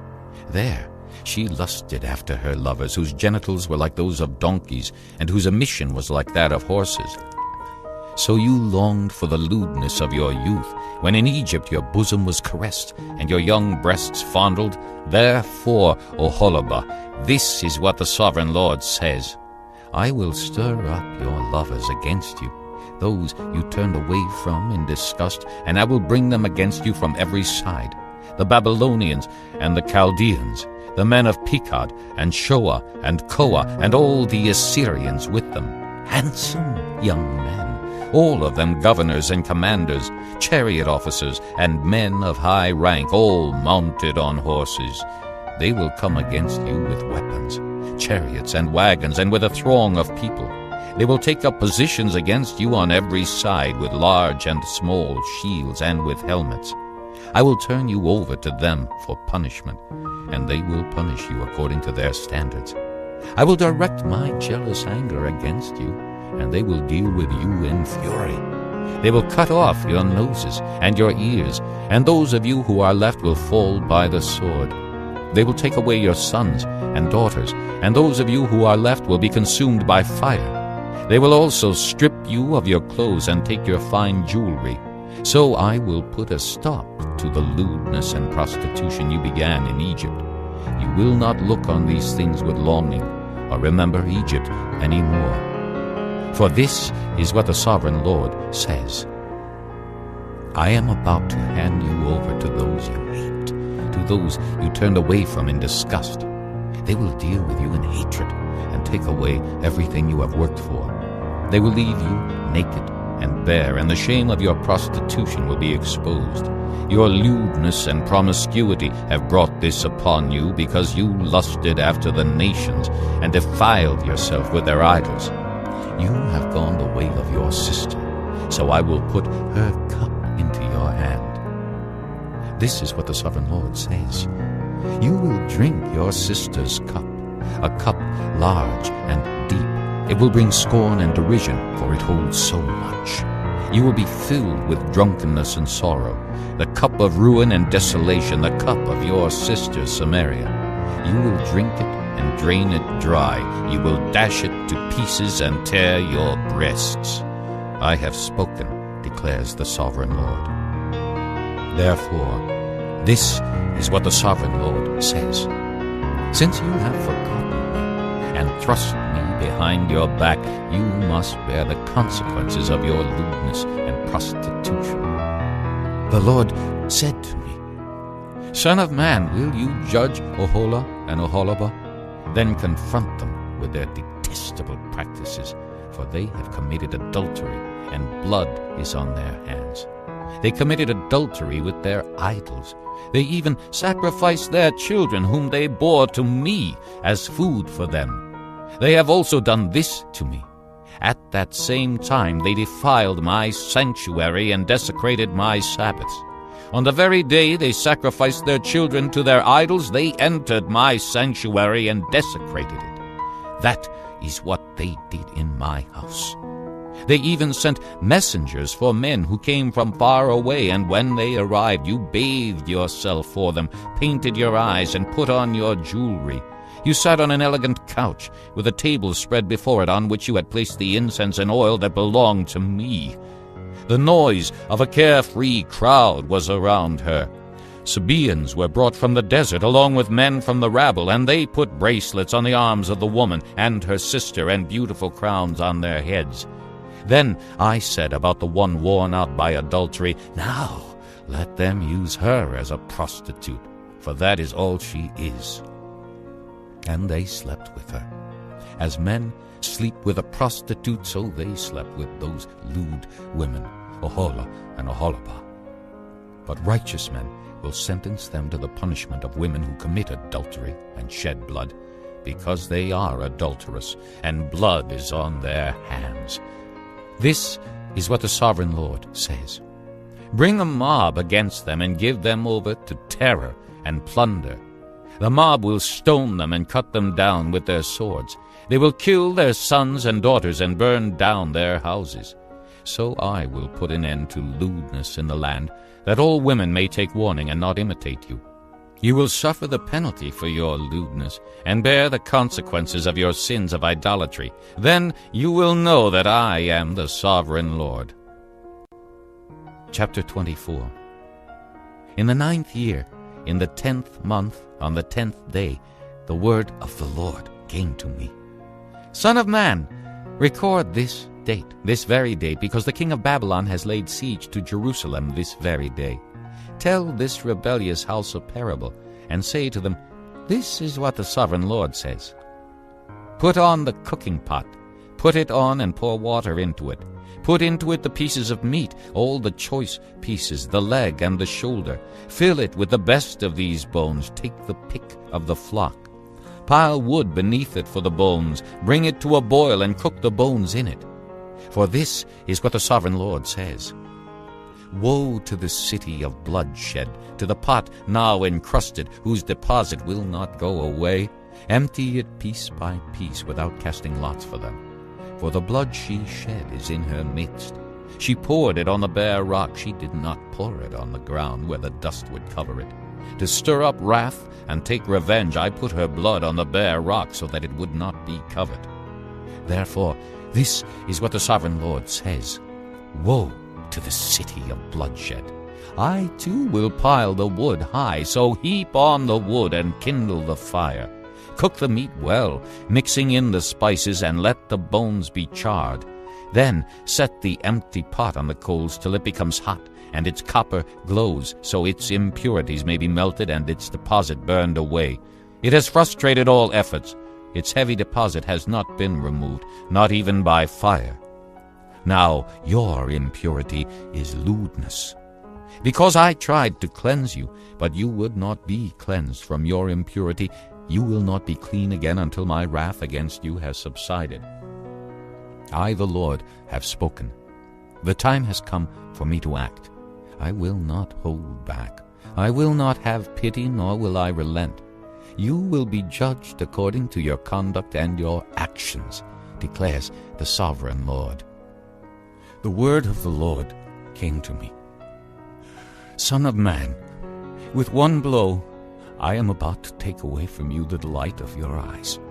Yet do not lament, or weep, or shed any tears. Groan quietly. Do not mourn for the dead. Keep your turban fastened and your sandals on your feet. Do not cover the lower part of your face, or eat the customary food of mourners. So I spoke to the people in the morning, and in the evening my wife died. The next morning I did as I had been commanded. Then the people asked me, "Won't you tell us what these things have to do with us?" So I said to them, "The word of the Lord came to me. Say to the house of Israel, this is what the sovereign Lord says. I am about to desecrate my sanctuary, the stronghold in which you take pride, the delight of your eyes, the object of your affection.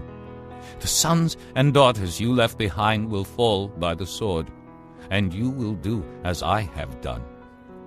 You will not cover the lower part of your face, or eat the customary food of mourners. You will keep your turbans on your heads and your sandals on your feet. You will not mourn or weep, but will waste away because of your sins, and groan among yourselves. Ezekiel will be assigned to you. You will do just as he has done. When this happens, you will know that I am the sovereign Lord. And you, Son of man, on the day I take away their stronghold, their joy and glory, the delight of their eyes, their heart's desire, and their sons and daughters as well. On that day a fugitive will come to tell you the news. At that time your mouth will be opened. You will speak with him and will no longer be silent. So you will be assigned to them, and they will know that I am the Lord." This concludes disc number 43. Chapter 25. The word of the Lord came to me. Son of man, set your face against the Ammonites and prophesy against them. Say to them, Hear the word of the sovereign Lord. This is what the sovereign Lord says. Because you said, Aha, over my sanctuary when it was desecrated, and over the land of Israel when it was laid waste, and over the people of Judah when they went into exile, therefore I am going to give you to the people of the east as a possession. They will set up their camps and pitch their tents among you. They will eat your fruit and drink your milk. I will turn Rabbah into a pasture for camels, and Ammon into a resting place for sheep. Then you will know that I am the Lord. For this is what the sovereign Lord says. Because you have clapped your hands and stamped your feet, rejoicing with all the malice of your heart against the land of Israel, therefore I will stretch out my hand against you, and give you as plunder to the nations. I will cut you off from the nations and exterminate you from the countries. I will destroy you, and you will know that I am the Lord. This is what the sovereign Lord says. Because Moab and Seir said, Look, the house of Judah has become like all the other nations, therefore I will expose the flank of Moab, beginning at its frontier towns, Beth-Jeshimoth, Baal-Maon, and Kiriathaim, the glory of that land. I will give Moab along with the Ammonites to the people of the east as a possession, so that the Ammonites will not be remembered among the nations. And I will inflict punishment on Moab. Then they will know that I am the Lord. This is what the sovereign Lord says. Because Edom took revenge on the house of Judah, and became very guilty by doing so, therefore this is what the sovereign Lord says. I will stretch out my hand against Edom, and kill its men and their animals. I will lay it waste, and from Teman to Dedan they will fall by the sword. I will take vengeance on Edom by the hand of my people Israel, and they will deal with Edom in accordance with my anger and my wrath. They will know my vengeance, declares the sovereign Lord. This is what the sovereign Lord says. Because the Philistines acted in vengeance, and took revenge with malice in their hearts, and with ancient hostility sought to destroy Judah, therefore this is what the sovereign Lord says. I am about to stretch out my hand against the Philistines, and I will cut off the Kerethites, and destroy those remaining along the coast. I will carry out great vengeance on them, and punish them in my wrath. Then they will know that I am the Lord, when I take vengeance on them. Chapter 26. In the 11th year, on the first day of the month, the word of the Lord came to me. Son of man, because Tyre has said of Jerusalem, Aha! The gate to the nations is broken, and its doors have swung open to me. Now that she lies in ruins, I will prosper. Therefore, this is what the sovereign Lord says. I am against you, O Tyre, and I will bring many nations against you, like the sea casting up its waves. They will destroy the walls of Tyre, and pull down her towers. I will scrape away her rubble, and make her a bare rock. Out in the sea she will become a place to spread fish nets, for I have spoken, declares the sovereign Lord. She will become plunder for the nations, and her settlements on the mainland will be ravaged by the sword. Then they will know that I am the Lord. For this is what the sovereign Lord says. From the north I am going to bring against Tyre Nebuchadnezzar, king of Babylon, king of kings, with horses and chariots, with horsemen and a great army. He will ravage your settlements on the mainland with the sword. He will set up siege works against you, build a ramp up to your walls, and raise his shields against you. He will direct the blows of his battering rams against your walls, and demolish your towers with his weapons. His horses will be so many that they will cover you with dust.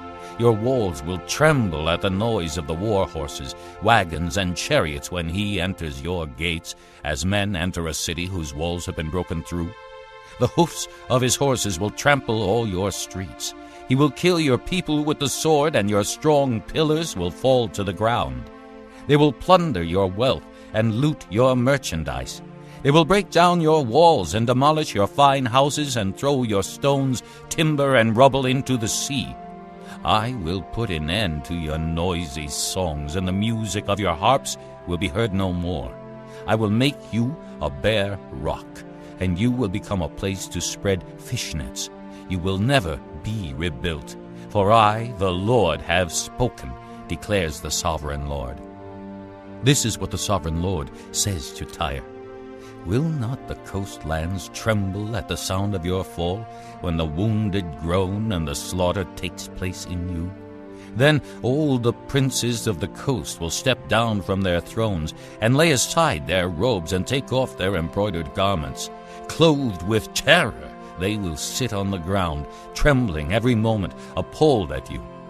Then they will take up a lament concerning you, and say to you, How you are destroyed, O city of renown, peopled by men of the sea! You were a power on the seas, you and your citizens. You put your terror on all who live there. Now the coastlands tremble on the day of your fall. The islands in the sea are terrified at your collapse. This is what the sovereign Lord says. When I make you a desolate city, like cities no longer inhabited, and when I bring the ocean depths over you, and its vast waters cover you, then I will bring you down with those who go down to the pit, to the people of long ago. I will make you dwell in the earth below, as in ancient ruins, with those who go down to the pit, and you will not return or take your place in the land of the living. I will bring you to a horrible end, and you will be no more. You will be sought, but you will never again be found, declares the sovereign Lord. Chapter 27. The word of the Lord came to me. Son of man, take up a lament concerning Tyre. Say to Tyre, situated at the gateway to the sea, merchant of peoples on many coasts, this is what the sovereign Lord says. You say, O Tyre, I am perfect in beauty. Your domain was on the high seas. Your builders brought your beauty to perfection. They made all your timbers of pine trees from Senir. They took a cedar from Lebanon to make a mast for you. Of oaks from Bashan they made your oars. Of cypress wood from the coasts of Cyprus they made your deck, inlaid with ivory. Fine embroidered linen from Egypt was your sail and served as your banner. Your awnings were of blue and purple from the coasts of Elisha. Men of Sidon and Arvad were your oarsmen. Your skilled men, O Tyre, were aboard as your seamen. Veteran craftsmen of Gebal were on board as shipwrights to caulk your seams. All the ships of the sea and their sailors came alongside to trade for your wares. Men of Persia, Lydia, and Put served as soldiers in your army. They hung their shields and helmets on your walls, bringing you splendor. Men of Arvad and Helek manned your walls on every side. Men of Gamad were in your towers. They hung their shields around your walls. They brought your beauty to perfection. Tarshish did business with you because of your great wealth of goods. They exchanged silver, iron, tin, and lead for your merchandise. Greece, Tubal, and Meshech traded with you. They exchanged slaves and articles of bronze for your wares. Men of Beth Togarmah exchanged work horses, war horses, and mules for your merchandise. The men of Rhodes traded with you, and many coastlands were your customers. They paid you with ivory tusks and ebony. Aram did business with you because of your many products. They exchanged turquoise, purple fabric, embroidered work, fine linen, coral, and rubies for your merchandise. Judah and Israel traded with you. They exchanged wheat from Minnith and confections, honey, oil, and balm for your wares. Damascus, because of your many products and great wealth of goods, did business with you in wine from Helbon and wool from Zahar. Danites and Greeks from Uzal bought your merchandise. They exchanged wrought iron, cassia, and calamus for your wares. Dedan traded in saddle blankets with you. Arabia and all the princes of Kedar were your customers. They did business with you in lambs, rams, and goats. The merchants of Sheba and Raamah traded with you. For your merchandise they exchanged the finest of all kinds of spices and precious stones and gold. Haran, Cana, and Eden, and merchants of Sheba, Asher, and Kilmad traded with you. In your marketplace they traded with you beautiful garments, blue fabric, embroidered work, and multicolored rugs with cords twisted and tightly knotted. The ships of Tarshish serve as carriers for your wares. You are filled with heavy cargo in the heart of the sea. Your oarsmen take you out to the high seas, but the east wind will break you to pieces in the heart of the sea. Your wealth, merchandise, and wares, your mariners, seamen, and shipwrights, your merchants, and all your soldiers, and everyone else on board will sink into the heart of the sea on the day of your shipwreck. The shorelands will quake when your seamen cry out. All who handle the oars will abandon their ships. The mariners and all the seamen will stand on the shore. They will raise their voice and cry bitterly over you. They will sprinkle dust on their heads and roll in ashes. They will shave their heads because of you and will put on sackcloth. They will weep over you with anguish of soul and with bitter mourning. As they wail and mourn over you, they will take up a lament concerning you. Who was ever silenced like Tyre, surrounded by the sea? When your merchandise went out on the seas, you satisfied many nations. With your great wealth and your wares, you enriched the kings of the earth. Now you are shattered by the sea in the depths of the waters. Your wares and all your company have gone down with you. All who live in the coastlands are appalled at you. Their kings shudder with horror, and their faces are distorted with fear. The merchants among the nations hiss at you. You have come to a horrible end, and will be no more. Chapter 28. The word of the Lord came to me. Son of man, say to the ruler of Tyre, this is what the sovereign Lord says. In the pride of your heart you say, I am a god. I sit on the throne of a god in the heart of the seas. But you are a man and not a god, though you think you are as wise as a god. Are you wiser than Daniel? Is no secret hidden from you? By your wisdom and understanding you have gained wealth for yourself, and amassed gold and silver in your treasuries. By your great skill in trading you have increased your wealth, and because of your wealth your heart has grown proud. Therefore this is what the sovereign Lord says. Because you think you are wise as a god, I am going to bring foreigners against you, the most ruthless of nations. They will draw their swords against your beauty and wisdom and pierce your shining splendor. They will bring you down to the pit, and you will die a violent death in the heart of the seas. Will you then say, I am a god, in the presence of those who kill you? You will be but a man, not a god, in the hands of those who slay you. You will die the death of the uncircumcised at the hands of foreigners. I have spoken, declares the sovereign Lord. The word of the Lord came to me. Son of man, take up a lament concerning the king of Tyre, and say to him, this is what the sovereign Lord says. You were the model of perfection, full of wisdom and perfect in beauty. You were in Eden, the garden of God. Every precious stone adorned you, ruby, topaz and emerald, chrysolite, onyx and jasper, sapphire, turquoise and beryl. Your settings and mountings were made of gold. On the day you were created, they were prepared. You were anointed as a guardian cherub, for so I ordained you. You were on the holy mount of God.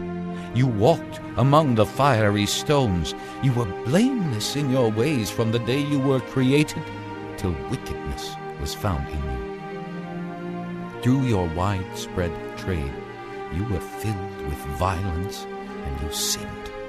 So I drove you in disgrace from the mount of God, and I expelled you, O guardian cherub, from among the fiery stones. Your heart became proud on account of your beauty, and you corrupted your wisdom because of your splendor. So I threw you to the earth. I made a spectacle of you before kings. By your many sins and dishonest trade, you have desecrated your sanctuaries. So I made a fire come out from you, and it consumed you, and I reduced you to ashes on the ground in the sight of all who were watching. All the nations who knew you are appalled at you. You have come to a horrible end, and will be no more. The word of the Lord came to me. Son of man, set your face against Sidon, prophesy against her, and say, this is what the sovereign Lord says. I am against you, O Sidon, and I will gain glory within you. They will know that I am the Lord when I inflict punishment on her and show myself holy within her. I will send a plague upon her, and make blood flow in her streets. The slain will fall within her, with a sword against her on every side. Then they will know that I am the Lord. No longer will the people of Israel have malicious neighbors who are painful briars and sharp thorns. Then they will know that I am the sovereign Lord. This is what the sovereign Lord says. When I gather the people of Israel from the nations where they have been scattered, I will show myself holy among them in the sight of the nations. Then they will live in their own land, which I gave to my servant Jacob. They will live there in safety, and will build houses and plant vineyards. They will live in safety when I inflict punishment on all their neighbors who maligned them. Then they will know that I am the Lord their God. Chapter 29. In the 10th year, in the 10th month, on the 12th day, the word of the Lord came to me. Son of man, set your face against Pharaoh, king of Egypt, and prophesy against him and against all Egypt. Speak to him and say, This is what the sovereign Lord says. I am against you, Pharaoh, king of Egypt, you great monster lying among your streams. You say, The Nile is mine. I made it for myself, but I will put hooks in your jaws and make the fish of your streams stick to your scales. I will pull you out from among your streams with all the fish sticking to your scales. I will leave you in the desert, you and all the fish of your streams. You will fall on the open field and not be gathered or picked up. I will give you as food to the beasts of the earth and the birds of the air. Then all who live in Egypt will know that I am the Lord. You have been a staff of reed for the house of Israel. When they grasped you with their hands, you splintered, and you tore open their shoulders. When they leaned on you, you broke, and their backs were wrenched. Therefore, this is what the sovereign Lord says. I will bring a sword against you and kill your men and their animals. Egypt will become a desolate wasteland. Then they will know that I am the Lord. Because you said, The Nile is mine, I made it. Therefore I am against you and against your streams. And I will make the land of Egypt a ruin and a desolate waste from Migdol to Aswan, as far as the border of Cush. No foot of man or animal will pass through it. No one will live there for 40 years.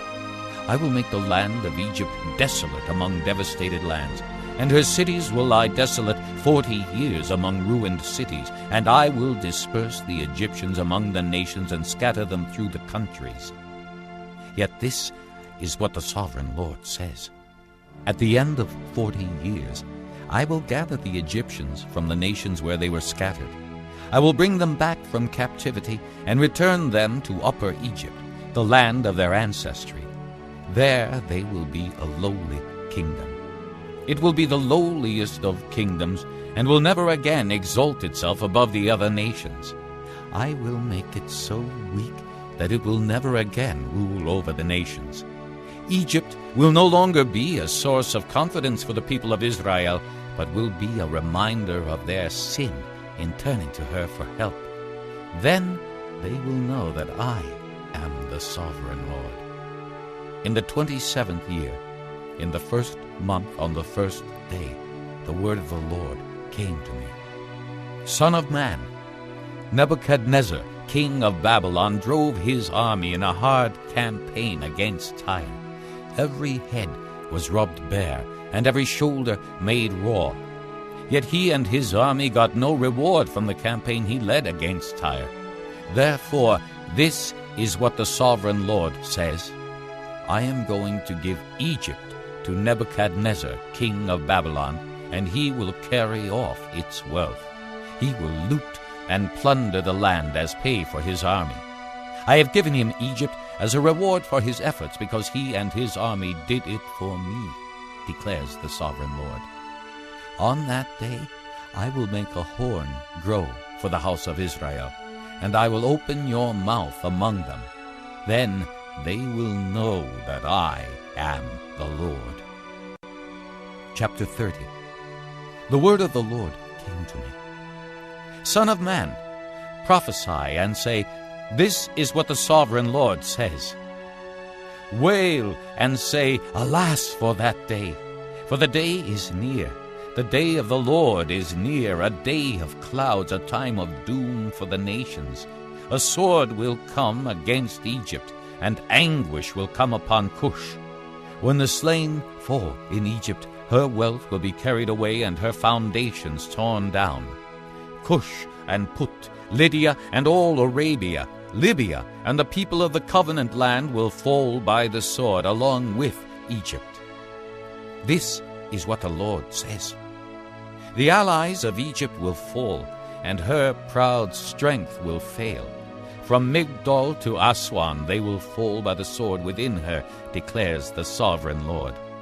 They will be desolate among desolate lands, and their cities will lie among ruined cities. Then they will know that I am the Lord, when I set fire to Egypt, and all her helpers are crushed.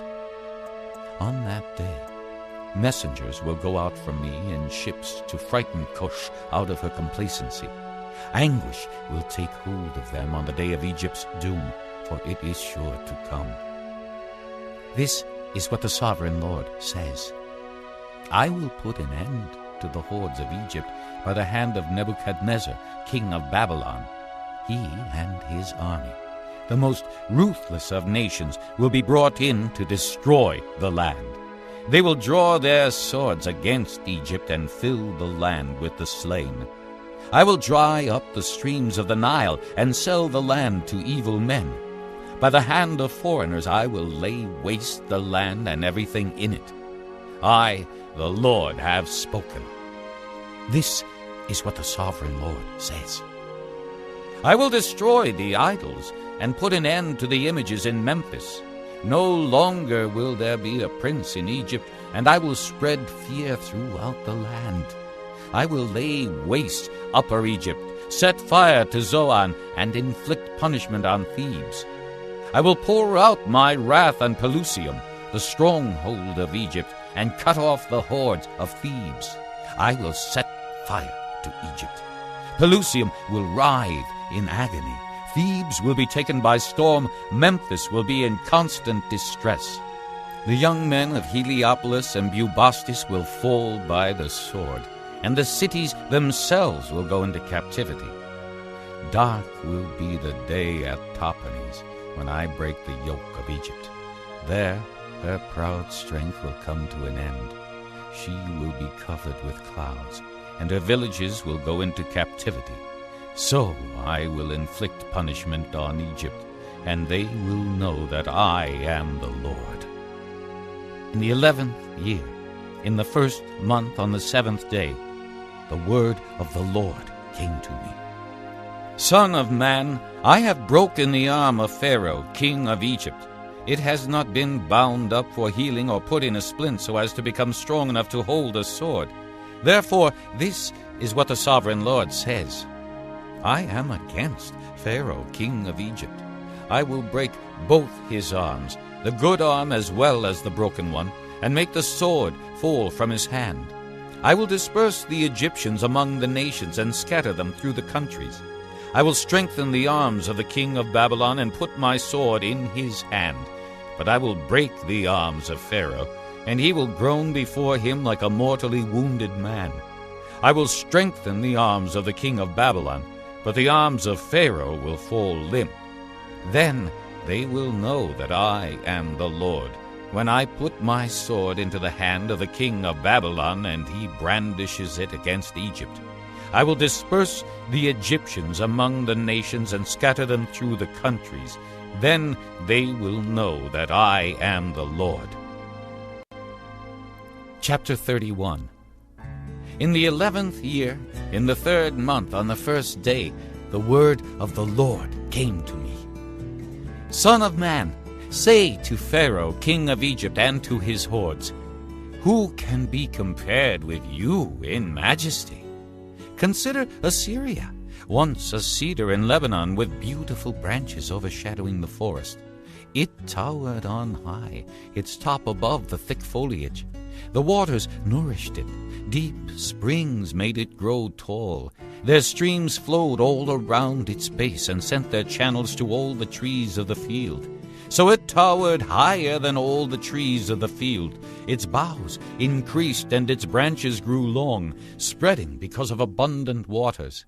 All the birds of the air nested in its boughs. All the beasts of the field gave birth under its branches. All the great nations lived in its shade. It was majestic in beauty, with its spreading boughs, for its roots went down to abundant waters. The cedars in the garden of God could not rival it, nor could the pine trees equal its boughs, nor could the plane trees compare with its branches. No tree in the garden of God could match its beauty. I made it beautiful, with abundant branches, the envy of all the trees of Eden in the garden of God. Therefore, This is what the sovereign Lord says. Because it towered on high, lifting its top above the thick foliage, and because it was proud of its height, I handed it over to the ruler of the nations, for him to deal with according to its wickedness. I cast it aside, and the most ruthless of foreign nations cut it down and left it. Its boughs fell on the mountains and in all the valleys. Its branches lay broken in all the ravines of the land. All the nations of the earth came out from under its shade and left it. All the birds of the air settled on the fallen tree, and all the beasts of the field were among its branches.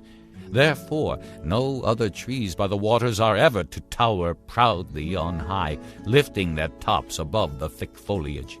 No other trees so well watered are ever to reach such a height. They are all destined for death. For the earth below, among mortal men, with those who go down to the pit. This is what the sovereign Lord says. On the day it was brought down to the grave, I covered the deep springs with mourning for it. I held back its streams, and its abundant waters were restrained. Because of it I clothed Lebanon with gloom, and all the trees of the field withered away. I made the nations tremble at the sound of its fall when I brought it down to the grave with those who go down to the pit. Then all the trees of Eden, the choicest and best of Lebanon, all the trees that were well watered, were consoled in the earth below.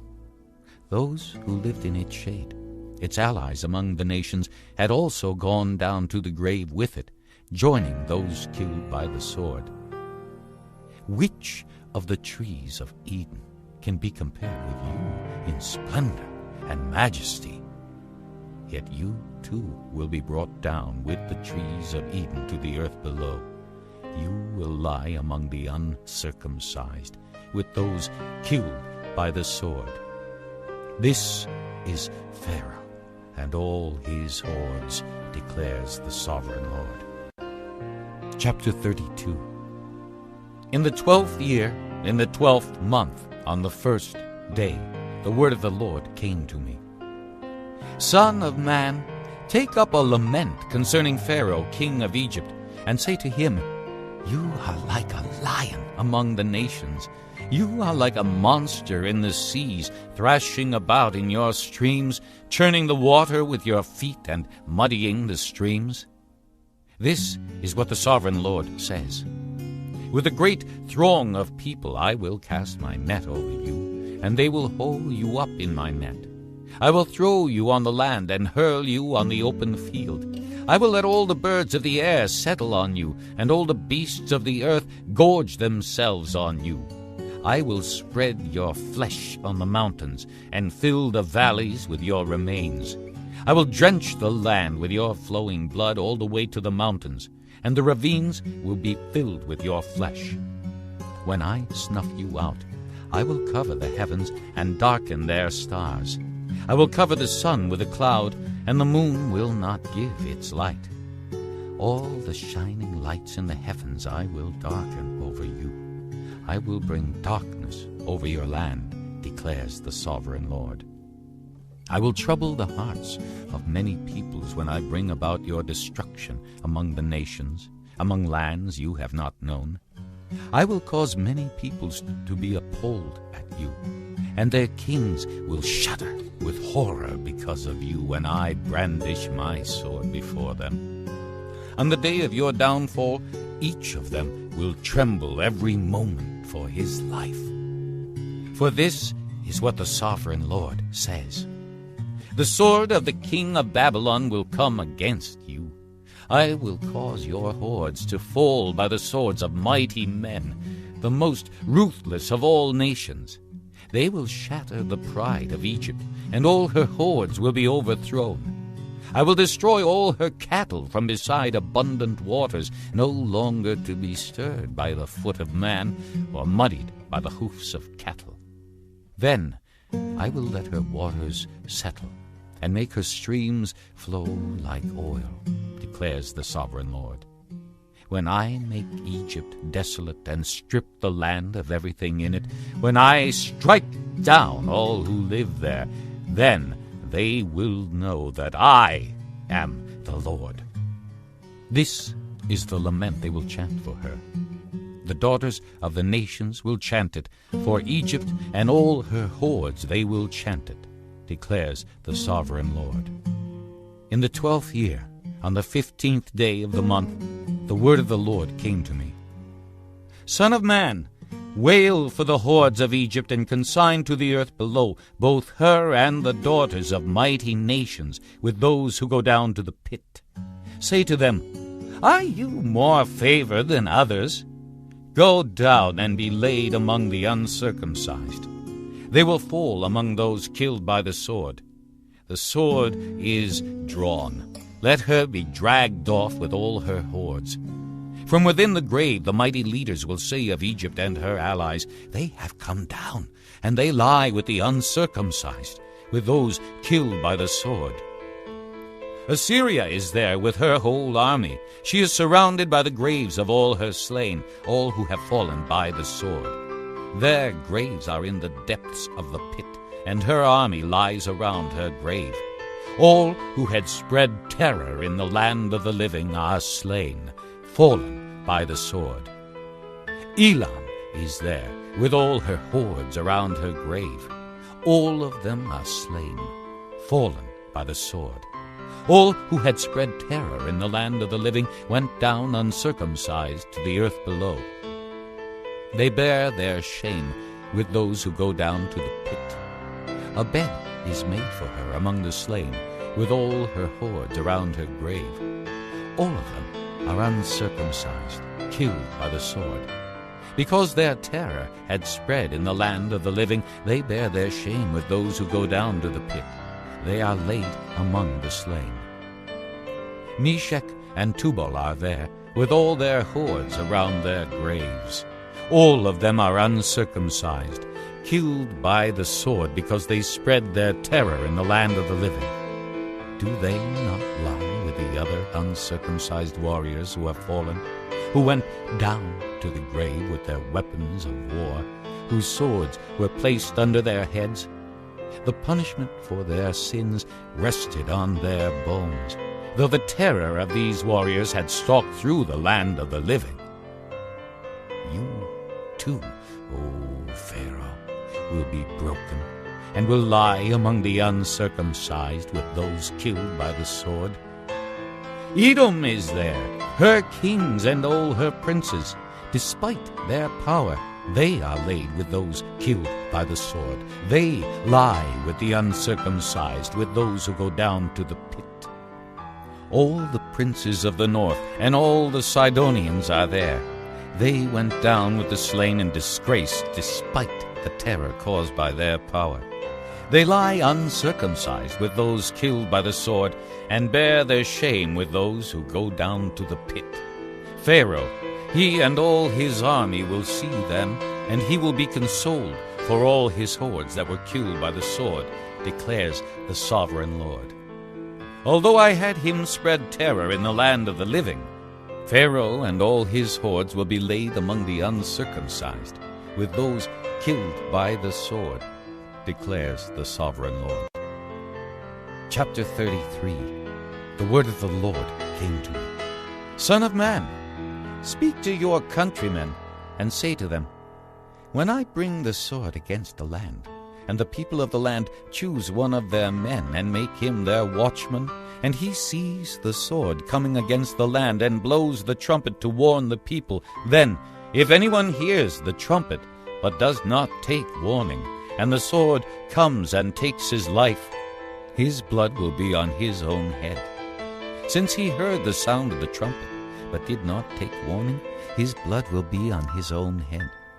If he had taken warning, he would have saved himself. But if the watchman sees the sword coming, and does not blow the trumpet to warn the people, and the sword comes and takes the life of one of them, that man will be taken away because of his sin, but I will hold the watchman accountable for his blood. Son of man, I have made you a watchman for the house of Israel. So hear the word I speak, and give them warning from me. When I say to the wicked, O wicked man, you will surely die, and you do not speak out to dissuade him from his ways, that wicked man will die for his sin, and I will hold you accountable for his blood. But if you do warn the wicked man to turn from his ways, and he does not do so, he will die for his sin, but you will have saved yourself. Son of man, say to the house of Israel, this is what you are saying. Our offenses and sins weigh us down, and we are wasting away because of them. How then can we live? Say to them, as surely as I live, declares the sovereign Lord, I take no pleasure in the death of the wicked, but rather that they turn from their ways and live. Turn from your evil ways.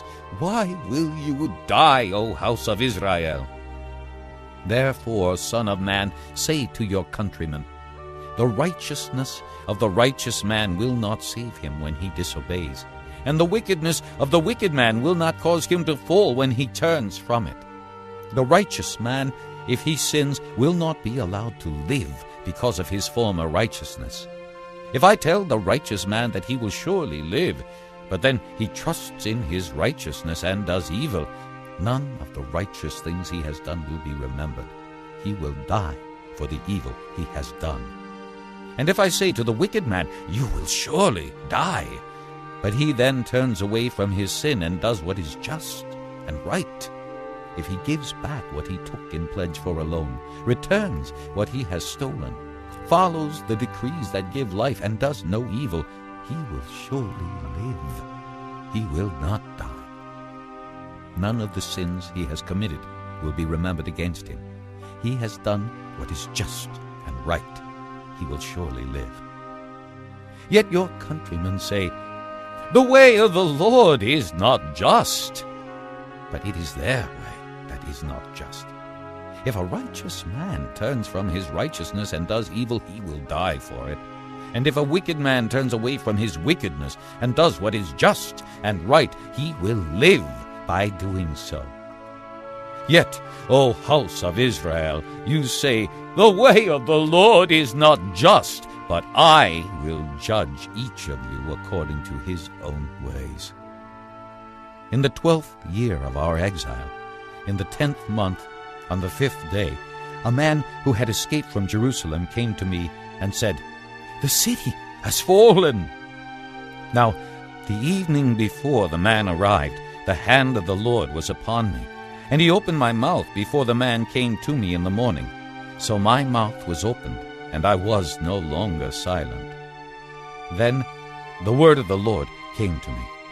Son of man, the people living in those ruins in the land of Israel are saying, Abraham was only one man, yet he possessed the land, but we are many.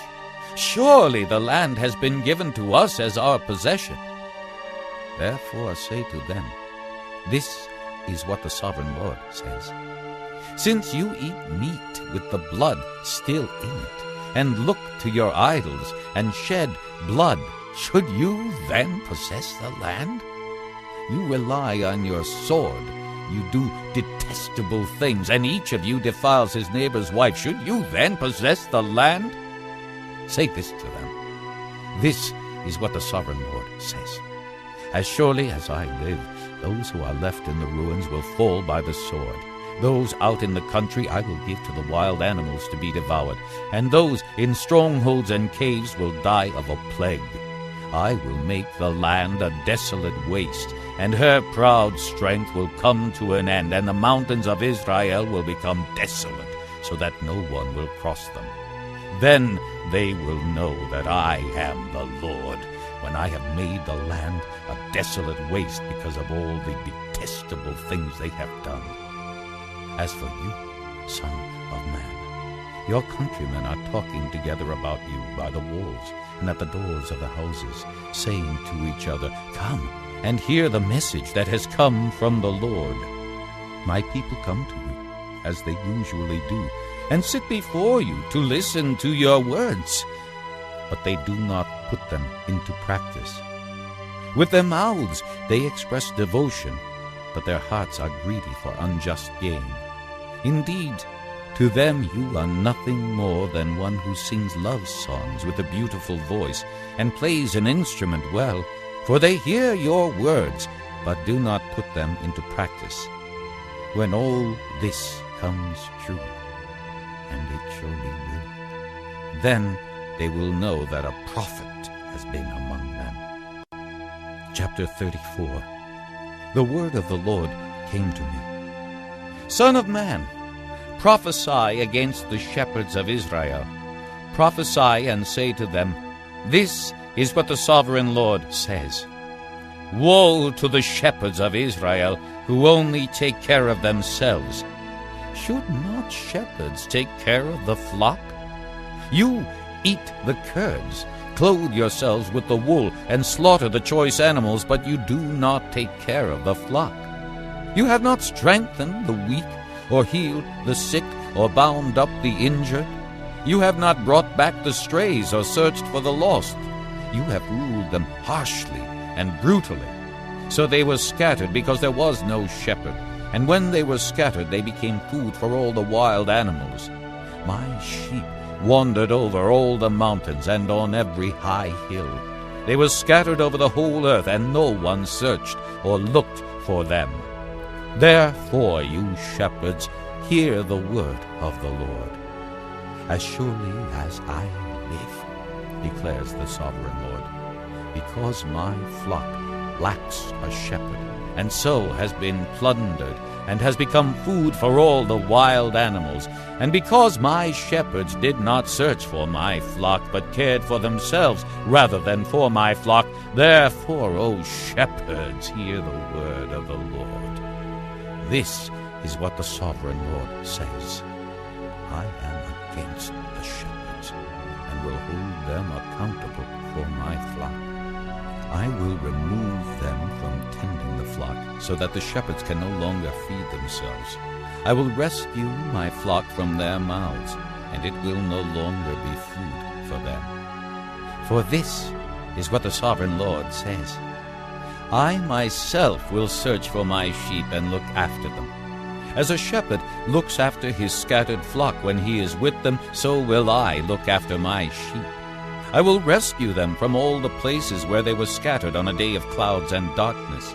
I will bring them out from the nations, and gather them from the countries, and I will bring them into their own land. I will pasture them on the mountains of Israel, in the ravines, and in all the settlements in the land. I will tend them in a good pasture, and the mountain heights of Israel will be their grazing land. There they will lie down in good grazing land, and there they will feed in a rich pasture on the mountains of Israel. I myself will tend my sheep and have them lie down, declares the sovereign Lord. I will search for the lost and bring back the strays. I will bind up the injured and strengthen the weak, but the sleek and the strong I will destroy. I will shepherd the flock with justice. As for you, my flock, this is what the sovereign Lord says. I will judge between one sheep and another, and between rams and goats. Is it not enough for you to feed on the good pasture? Must you also trample the rest of your pasture with your feet? Is it not enough for you to drink clear water? Must you also muddy the rest with your feet? Must my flock feed on what you have trampled, and drink what you have muddied with your feet? Therefore, this is what the sovereign Lord says to them. See, I myself will judge between the fat sheep and the lean sheep. Because you shove with flank and shoulder, butting all the weak sheep with your horns until you have driven them away, I will save my flock, and they will no longer be plundered. I will judge between one sheep and another. I will place over them one shepherd, my servant David, and he will tend them. He will tend them and be their shepherd. I, the Lord, will be their God, and my servant David will be prince among them. I, the Lord, have spoken. I will make a covenant of peace with them, and rid the land of wild beasts, so that they may live in the desert and sleep in the forests in safety. I will bless them and the places surrounding my hill. I will send down showers in season. There will be showers of blessing. The trees of the field will yield their fruit, and the ground will yield its crops. The people will be secure in their land. They will know that I am the Lord when I break the bars of their yoke and rescue them from the hands of those who enslaved them. They will no longer be plundered by the nations, nor will wild animals devour them. They will live in safety, and no one will make them afraid. I will provide for them a land renowned for its crops, and they will no longer be victims of famine in the land, or bear the scorn of the nations. Then they will know that I, the Lord their God, am with them, and that they, the house of Israel, are my people, declares the sovereign Lord. You, my sheep, the sheep of my pasture, are people, and I am your God, declares the sovereign Lord. Chapter 35. The word of the Lord came to me. Son of man, set your face against Mount Seir, prophesy against it, and say, This is what the sovereign Lord says. I am against you, Mount Seir, and I will stretch out my hand against you and make you a desolate waste. I will turn your towns into ruins, and you will be desolate. Then you will know that I am the Lord. Because you harbored an ancient hostility and delivered the Israelites over to the sword at the time of their calamity, the time their punishment reached its climax, therefore, as surely as I live, declares the sovereign Lord, I will give you over to bloodshed, and it will pursue you. Since you did not hate bloodshed, bloodshed will pursue you. I will make Mount Seir a desolate waste, and cut off from it all who come and go. I will fill your mountains with the slain. Those killed by the sword will fall on your hills and in your valleys and in all your ravines. I will make you desolate forever. Your towns will not be inhabited. Then you will know that I am the Lord. Because you have said, These 2 nations and countries will be ours, and we will take possession of them, even though I, the Lord, was there. Therefore, as surely as I live, declares the sovereign Lord, I will treat you in accordance with the anger and jealousy you showed in your hatred of them, and I will make myself known among them when I judge you. Then you will know that I, the Lord, have heard all the contemptible things you have said against the mountains of Israel. You said, They have been laid waste and have been given over to us to devour. You boasted against me and spoke against me without restraint, and I heard it. This is what the sovereign Lord says. While the whole earth rejoices, I will make you desolate. Because you rejoiced when the inheritance of the house of Israel became desolate, that is how I will treat you. You will be desolate, O Mount Seir, you and all of Edom. Then they will know that I am the Lord. Chapter 36. Son of man, prophesy to the mountains of Israel, and say, O mountains of Israel, hear the word of the Lord. This is what the sovereign Lord says. The enemy said of you, Aha! The ancient heights have become our possession. Therefore prophesy and say, This is what the sovereign Lord says. Because they ravaged and hounded you from every side, so that you became the possession of the rest of the nations, and the object of people's malicious talk and slander. Therefore, O mountains of Israel, hear the word of the sovereign Lord. This is what the sovereign Lord says to the mountains and hills, to the ravines and valleys, to the desolate ruins and the deserted towns that have been plundered and ridiculed by the rest of the nations around you. This is what the sovereign Lord says. In my burning zeal I have spoken against the rest of the nations, and against all Edom, for with glee and with malice in their hearts they made my land their own possession, so that they might plunder its pasture land. Therefore prophesy concerning the land of Israel, and say to the mountains and hills, to the ravines and valleys, This is what the sovereign Lord says. I speak in my jealous wrath, because you have suffered the scorn of the nations. Therefore, this is what the sovereign Lord says, I swear with uplifted hand that the nations around you will also suffer scorn.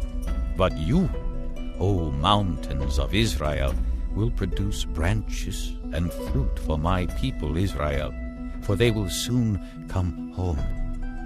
I am concerned for you, and will look on you with favor. You will be plowed and sown, and I will multiply the number of people upon you, even the whole house of Israel. The towns will be inhabited, and the ruins rebuilt. I will increase the number of men and animals upon you, and they will be fruitful and become numerous. I will settle people on you as in the past, and will make you prosper more than before. Then you will know that I am the Lord. I will cause people, my people Israel, to walk upon you. They will possess you, and you will be their inheritance. You will never again deprive them of their children. This is what the sovereign Lord says. Because people say to you, You devour men and deprive your nation of its children, therefore you will no longer devour men or make your nation childless, declares the sovereign Lord. No longer will I make you hear the taunts of the nations, and no longer will you suffer the scorn of the peoples, or cause your nation to fall, declares the sovereign Lord. Again the word of the Lord came to me. Son of man, when the people of Israel were living in their own land, they defiled it by their conduct and their actions.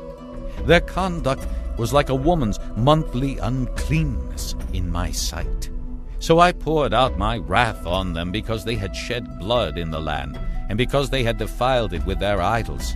I dispersed them among the nations, and they were scattered through the countries. I judged them according to their conduct and their actions. And wherever they went among the nations, they profaned my holy name. For it was said of them, These are the Lord's people, and yet they had to leave his land.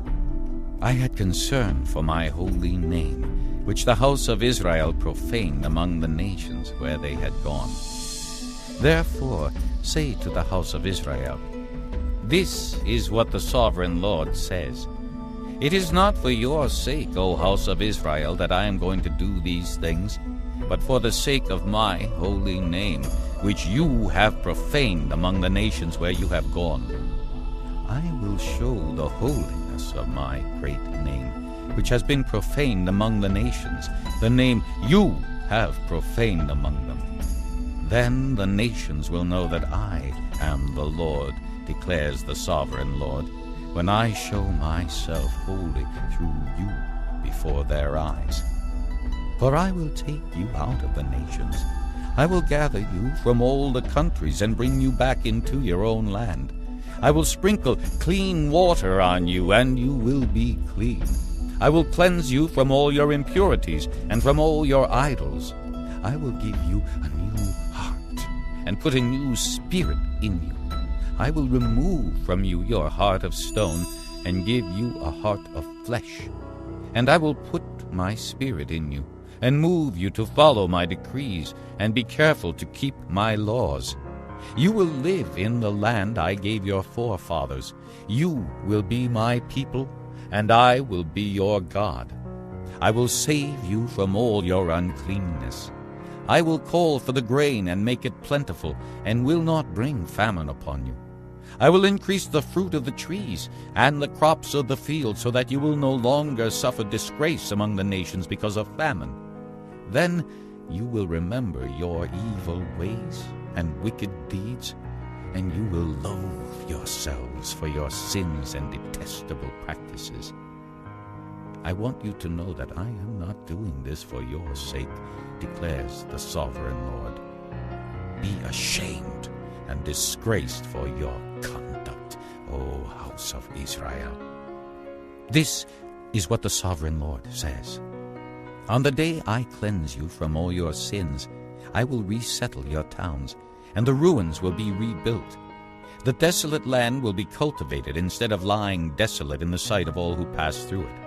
They will say, "This land that was laid waste has become like the Garden of Eden. The cities that were lying in ruins, desolate and destroyed, are now fortified and inhabited." Then the nations around you that remain will know that I, the Lord, have rebuilt what was destroyed and have replanted what was desolate. I, the Lord, have spoken, and I will do it. This is what the sovereign Lord says. Once again I will yield to the plea of the house of Israel and do this for them. I will make their people as numerous as sheep, as numerous as the flocks for offerings at Jerusalem during her appointed feasts. So will the ruined cities be filled with flocks of people. Then they will know that I am the Lord. Chapter 37. The hand of the Lord was upon me, and he brought me out by the Spirit of the Lord, and set me in the middle of a valley. It was full of bones. He led me back and forth among them, and I saw a great many bones on the floor of the valley, bones that were very dry. He asked me, "Son of man, can these bones live?" I said, "O sovereign Lord, you alone know." Then he said to me, "Prophesy to these bones, and say to them, Dry bones, hear the word of the Lord. This is what the sovereign Lord says to these bones. I will make breath enter you, and you will come to life.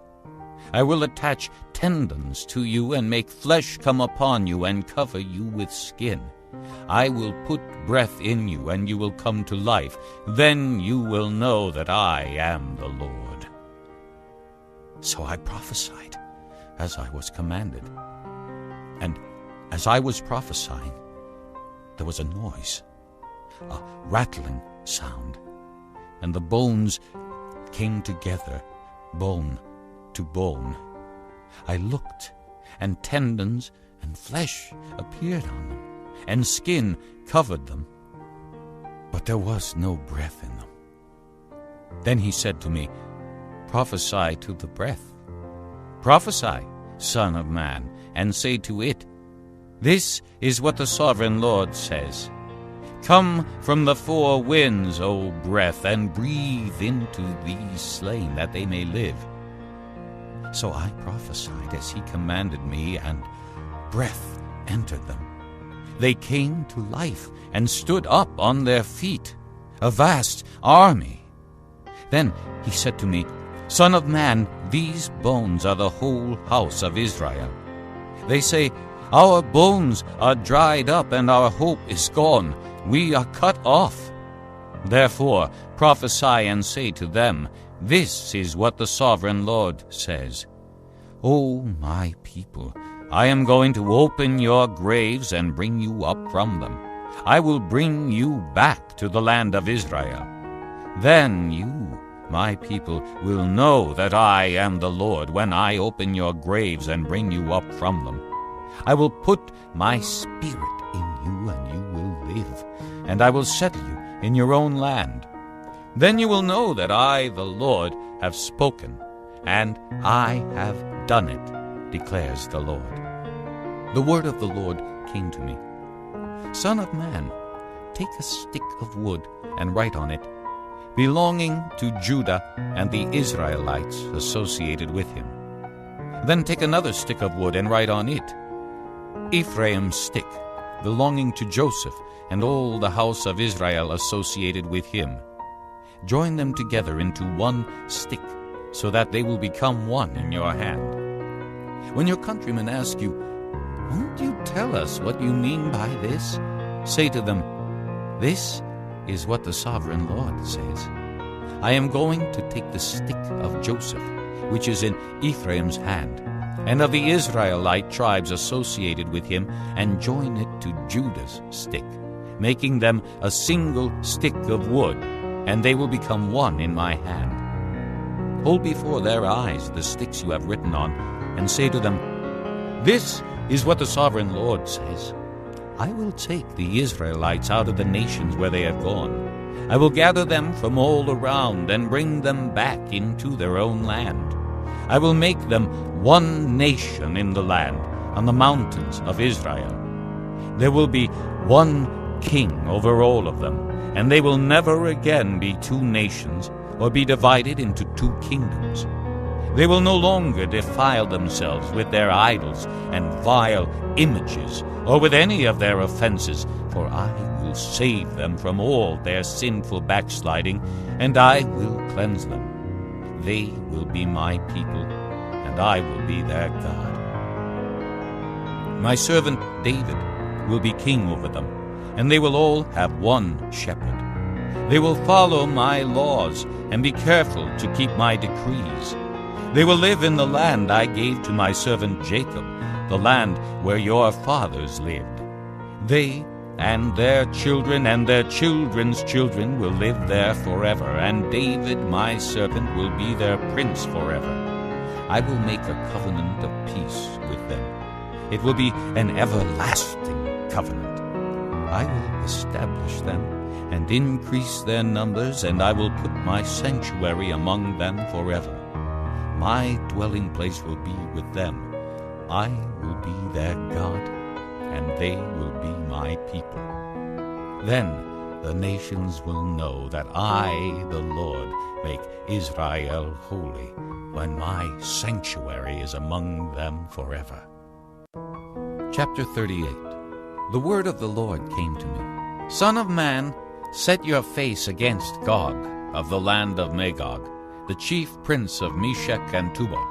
Prophesy against him and say, "This is what the sovereign Lord says. I am against you, O Gog, chief prince of Meshech and Tubal.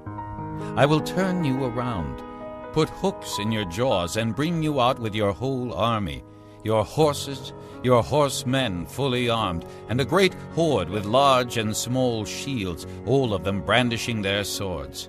Persia, Cush, and Put will be with them, all with shields and helmets. Also Gomer with all its troops, and Beth Togarmah from the far north with all its troops, the many nations with you. Get ready, be prepared, you and all the hordes gathered about you, and take command of them. After many days you will be called to arms. In future years you will invade a land that has recovered from war, whose people were gathered from many nations to the mountains of Israel, which had long been desolate. They had been brought out from the nations, and now all of them live in safety. You and all your troops and the many nations with you will go up, advancing like a storm. You will be like a cloud covering the land. This is what the sovereign Lord says. On that day, thoughts will come into your mind, and you will devise an evil scheme.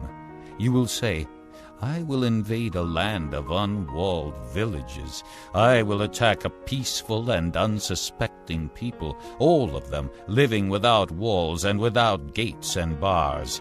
I will plunder and loot and turn my hand against the resettled ruins and the people gathered from the nations, rich in livestock and goods, living at the center of the land.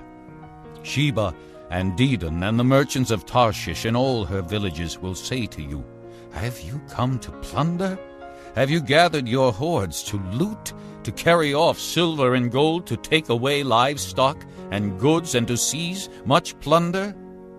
Therefore, son of man, prophesy and say to Gog, This is what the sovereign Lord says. In that day when my people Israel are living in safety, will you not take notice of it? You will come from your place in the far north. you and many nations with you, all of them riding on horses, a great horde, a mighty army. You will advance against my people Israel like a cloud that covers the land. In days to come, O Gog, I will bring you against my land, so that the nations may know me when I show myself holy through you before their eyes.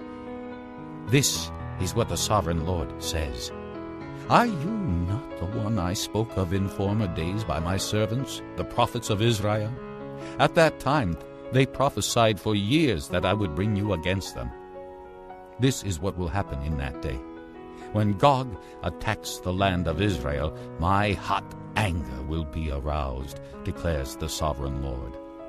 In my zeal and fiery wrath I declare that at that time there shall be a great earthquake in the land of Israel. The fish of the sea, the birds of the air, the beasts of the field, every creature that moves along the ground, and all the people on the face of the earth will tremble at my presence. The mountains will be overturned, the cliffs will crumble, and every wall will fall to the ground.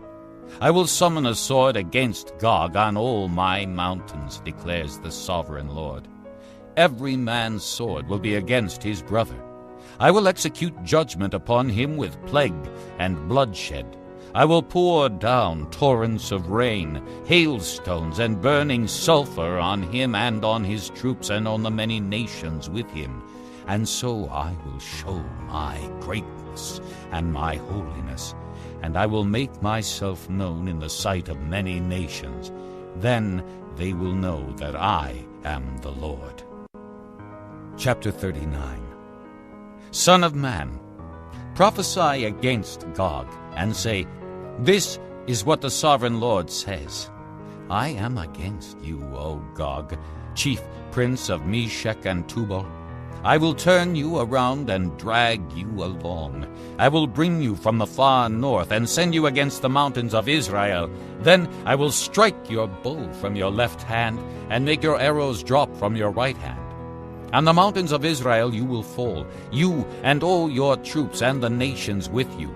I will give you as food to all kinds of carrion birds and to the wild animals. You will fall in the open field, for I have spoken, declares the sovereign Lord. I will send fire on Magog and on those who live in safety in the coastlands, and they will know that I am the Lord. I will make known my holy name among my people Israel. I will no longer let my holy name be profaned, and the nations will know that I, the Lord, am the Holy One in Israel. It is coming. It will surely take place, declares the sovereign Lord. This is the day I have spoken of. Then those who live in the towns of Israel will go out and use the weapons for fuel and burn them up, the small and large shields, the bows and arrows, the war clubs and spears. For 7 years they will use them for fuel. They will not need to gather wood from the fields or cut it from the forests, because they will use the weapons for fuel. And they will plunder those who plundered them, and loot those who looted them, declares the sovereign Lord. On that day I will give Gog a burial place in Israel, in the valley of those who travel east toward the sea. It will block the way of travelers, because Gog and all his hordes will be buried there. So it will be called the Valley of Hamon-Gog. For 7 months the house of Israel will be burying them in order to cleanse the land. All the people of the land will bury them, and the day I am glorified will be a memorable day for them, declares the sovereign Lord. Men will be regularly employed to cleanse the land. Some will go throughout the land, and in addition to them, others will bury those that remain on the ground. At the end of the 7 months they will begin their search. As they go through the land, and one of them sees a human bone, he will set up a marker beside it until the grave diggers have buried it in the valley of Hamon-Gog. Also, a town called Hamona will be there, and so they will cleanse the land. Son of man, this is what the sovereign Lord says. Call out to every kind of bird and all the wild animals. Assemble and come together from all around to the sacrifice I am preparing for you. the great sacrifice on the mountains of Israel. There you will eat flesh and drink blood.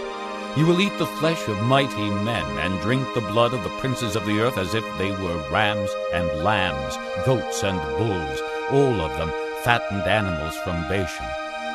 At the sacrifice I am preparing for you, you will eat fat till you are glutted, and drink blood till you are drunk. At my table you will eat your fill of horses and riders, mighty men and soldiers of every kind, declares the sovereign Lord.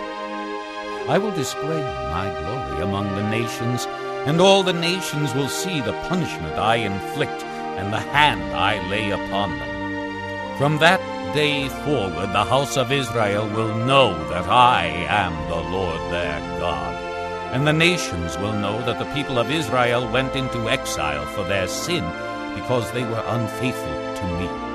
So I hid my face from them and handed them over to their enemies, and they all fell by the sword. I dealt with them according to their uncleanness and their offenses, and I hid my face from them. Therefore, this is what the sovereign Lord says.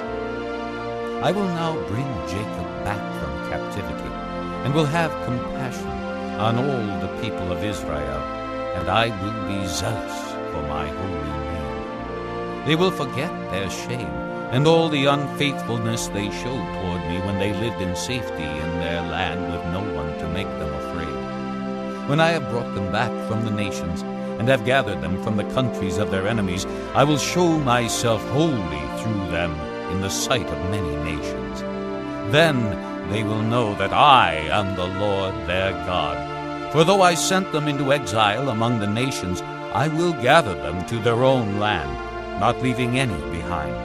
I will no longer hide my face from them, for I will pour out my spirit on the house of Israel, declares the sovereign Lord. This concludes disc number 44. Chapter 40.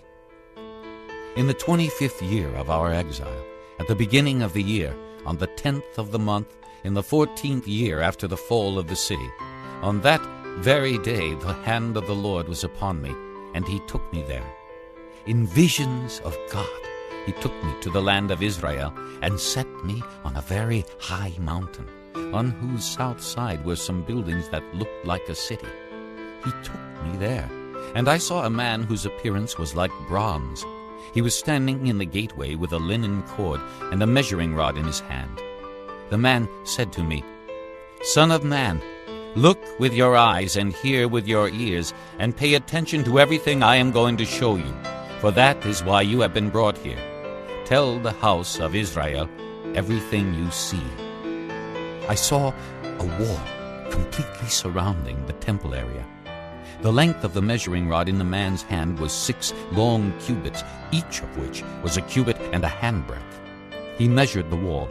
It was 1 measuring rod thick and 1 rod high. Then he went to the gate facing east. He climbed its steps and measured the threshold of the gate. It was 1 rod deep. The alcoves for the guards were 1 rod long and 1 rod wide, and the projecting walls between the alcoves were 5 cubits thick. And the threshold of the gate next to the portico facing the temple was 1 rod deep. Then he measured the portico of the gateway. It was 8 cubits deep, and its jambs were 2 cubits thick. The portico of the gateway faced the temple. Inside the east gate were 3 alcoves on each side. The 3 had the same measurements, and the faces of the projecting walls on each side had the same measurements. Then he measured the width of the entrance to the gateway. It was 10 cubits, and its length was 13 cubits. In front of each alcove was a wall 1 cubit high, and the alcoves were 6 cubits square. Then he measured the gateway from the top of the rear wall of 1 alcove to the top of the opposite one. The distance was 25 cubits from 1 parapet opening to the opposite one. He measured along the faces of the projecting walls all around the inside of the gateway, 60 cubits. The measurement was up to the portico facing the courtyard. The distance from the entrance of the gateway to the far end of its portico was 50 cubits. The alcoves and the projecting walls inside the gateway were surmounted by narrow parapet openings all around, as was the portico. The openings all around faced inward. The faces of the projecting walls were decorated with palm trees. Then he brought me into the outer court. There I saw some rooms and a pavement that had been constructed all around the court. There were 30 rooms along the pavement. It abutted the sides of the gateways and was as wide as they were long. This was the lower pavement. Then he measured the distance from the inside of the lower gateway to the outside of the inner court. It was 100 cubits on the east side as well as on the north. Then he measured the length and width of the gate facing north, leading into the outer court. Its alcoves, 3 on each side, its projecting walls and its portico had the same measurements as those of the first gateway. It was 50 cubits long and 25 cubits wide. Its openings, its portico, and its palm tree decorations had the same measurements as those of the gate facing east. 7 steps led up to it, with its portico opposite them. There was a gate to the inner court facing the north gate, just as there was on the east. He measured from one gate to the opposite one. It was 100 cubits. Then he led me to the south side, and I saw a gate facing south. He measured its jambs and its portico, and they had the same measurements as the others. The gateway and its portico had narrow openings all around, like the openings of the others. It was 50 cubits long and 25 cubits wide. 7 steps led up to it, with its portico opposite them. It had palm tree decorations on the faces of the projecting walls on each side. The inner court also had a gate facing south, and he measured from this gate to the outer gate on the south side. It was 100 cubits. Then he brought me into the inner court through the south gate, and he measured the south gate. It had the same measurements as the others. Its alcoves, its projecting walls, and its portico had the same measurements as the others. The gateway and its portico had openings all around. It was 50 cubits long and 25 cubits wide. The porticos of the gateways around the inner court were 25 cubits wide and 5 cubits deep. Its portico faced the outer court. Palm trees decorated its jambs, and 8 steps led up to it. Then he brought me to the inner court on the east side, and he measured the gateway. It had the same measurements as the others. Its alcoves, its projecting walls, and its portico had the same measurements as the others. The gateway and its portico had openings all around. It was 50 cubits long and 25 cubits wide. Its portico faced the outer court. Palm trees decorated the jambs on either side, and 8 steps led up to it. Then he brought me to the north gate and measured it. It had the same measurement as the others, as did its alcoves, its projecting walls, and its portico, and it had openings all around. It was 50 cubits long and 25 cubits wide. Its portico faced the outer court. Palm trees decorated the jambs on either side, and 8 steps led up to it. A room with a doorway was by the portico in each of the inner gateways, where the burnt offerings were washed. In the portico of the gateway were 2 tables on each side, on which the burnt offerings, sin offerings, and guilt offerings were slaughtered.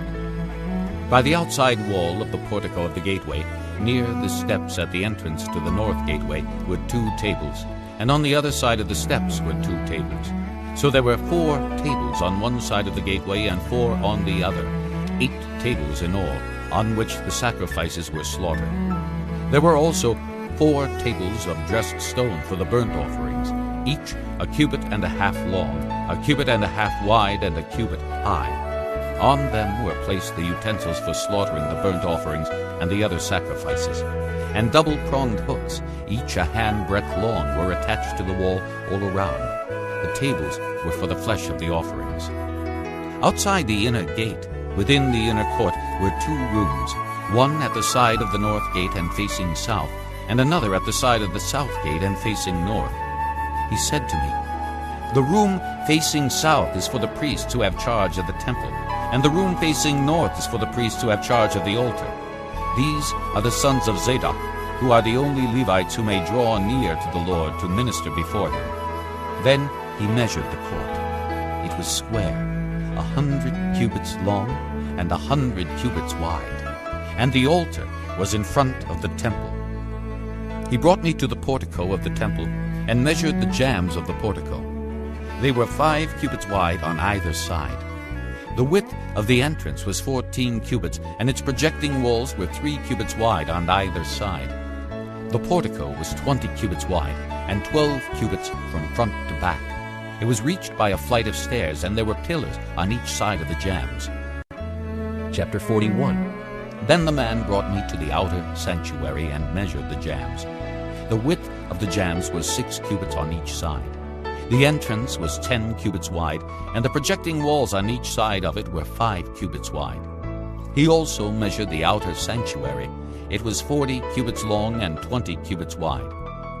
Then he went into the inner sanctuary and measured the jambs of the entrance. Each was 2 cubits wide. The entrance was 6 cubits wide, and the projecting walls on each side of it were 7 cubits wide. And he measured the length of the inner sanctuary. It was 20 cubits, and its width was 20 cubits across the end of the outer sanctuary. He said to me, "This is the most holy place." Then he measured the wall of the temple. It was 6 cubits thick, and each side room around the temple was 4 cubits wide. The side rooms were on 3 levels, one above another, 30 on each level. There were ledges all around the wall of the temple to serve as supports for the side rooms, so that the supports were not inserted into the wall of the temple. The side rooms all around the temple were wider at each successive level. The structure surrounding the temple was built in ascending stages, so that the rooms widened as one went upward. A stairway went up from the lowest floor to the top floor through the middle floor. I saw that the temple had a raised base all around it, forming the foundation of the side rooms. It was the length of the rod, 6 long cubits. The outer wall of the side rooms was 5 cubits thick. The open area between the side rooms of the temple and the priest's rooms was 20 cubits wide all around the temple. There were entrances to the side rooms from the open area, one on the north and another on the south, and the base adjoining the open area was 5 cubits wide all around. The building facing the temple courtyard on the west side was 70 cubits wide. The wall of the building was 5 cubits thick all around, and its length was 90 cubits. Then he measured the temple. It was 100 cubits long, and the temple courtyard and the building with its walls were also 100 cubits long. The width of the temple courtyard on the east, including the front of the temple, was 100 cubits. Then he measured the length of the building facing the courtyard at the rear of the temple, including its galleries on each side. It was 100 cubits.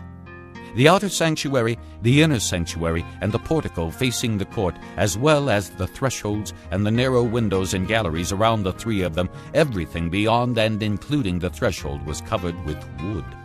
The floor, the wall up to the windows, and the windows were covered.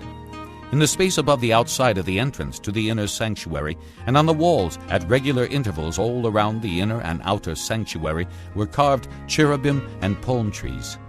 Palm trees alternated with cherubim. Each cherub had 2 faces, the face of a man toward the palm tree on one side, and the face of a lion toward the palm tree on the other. They were carved all around the whole temple. From the floor to the area above the entrance, cherubim and palm trees were carved on the wall of the outer sanctuary.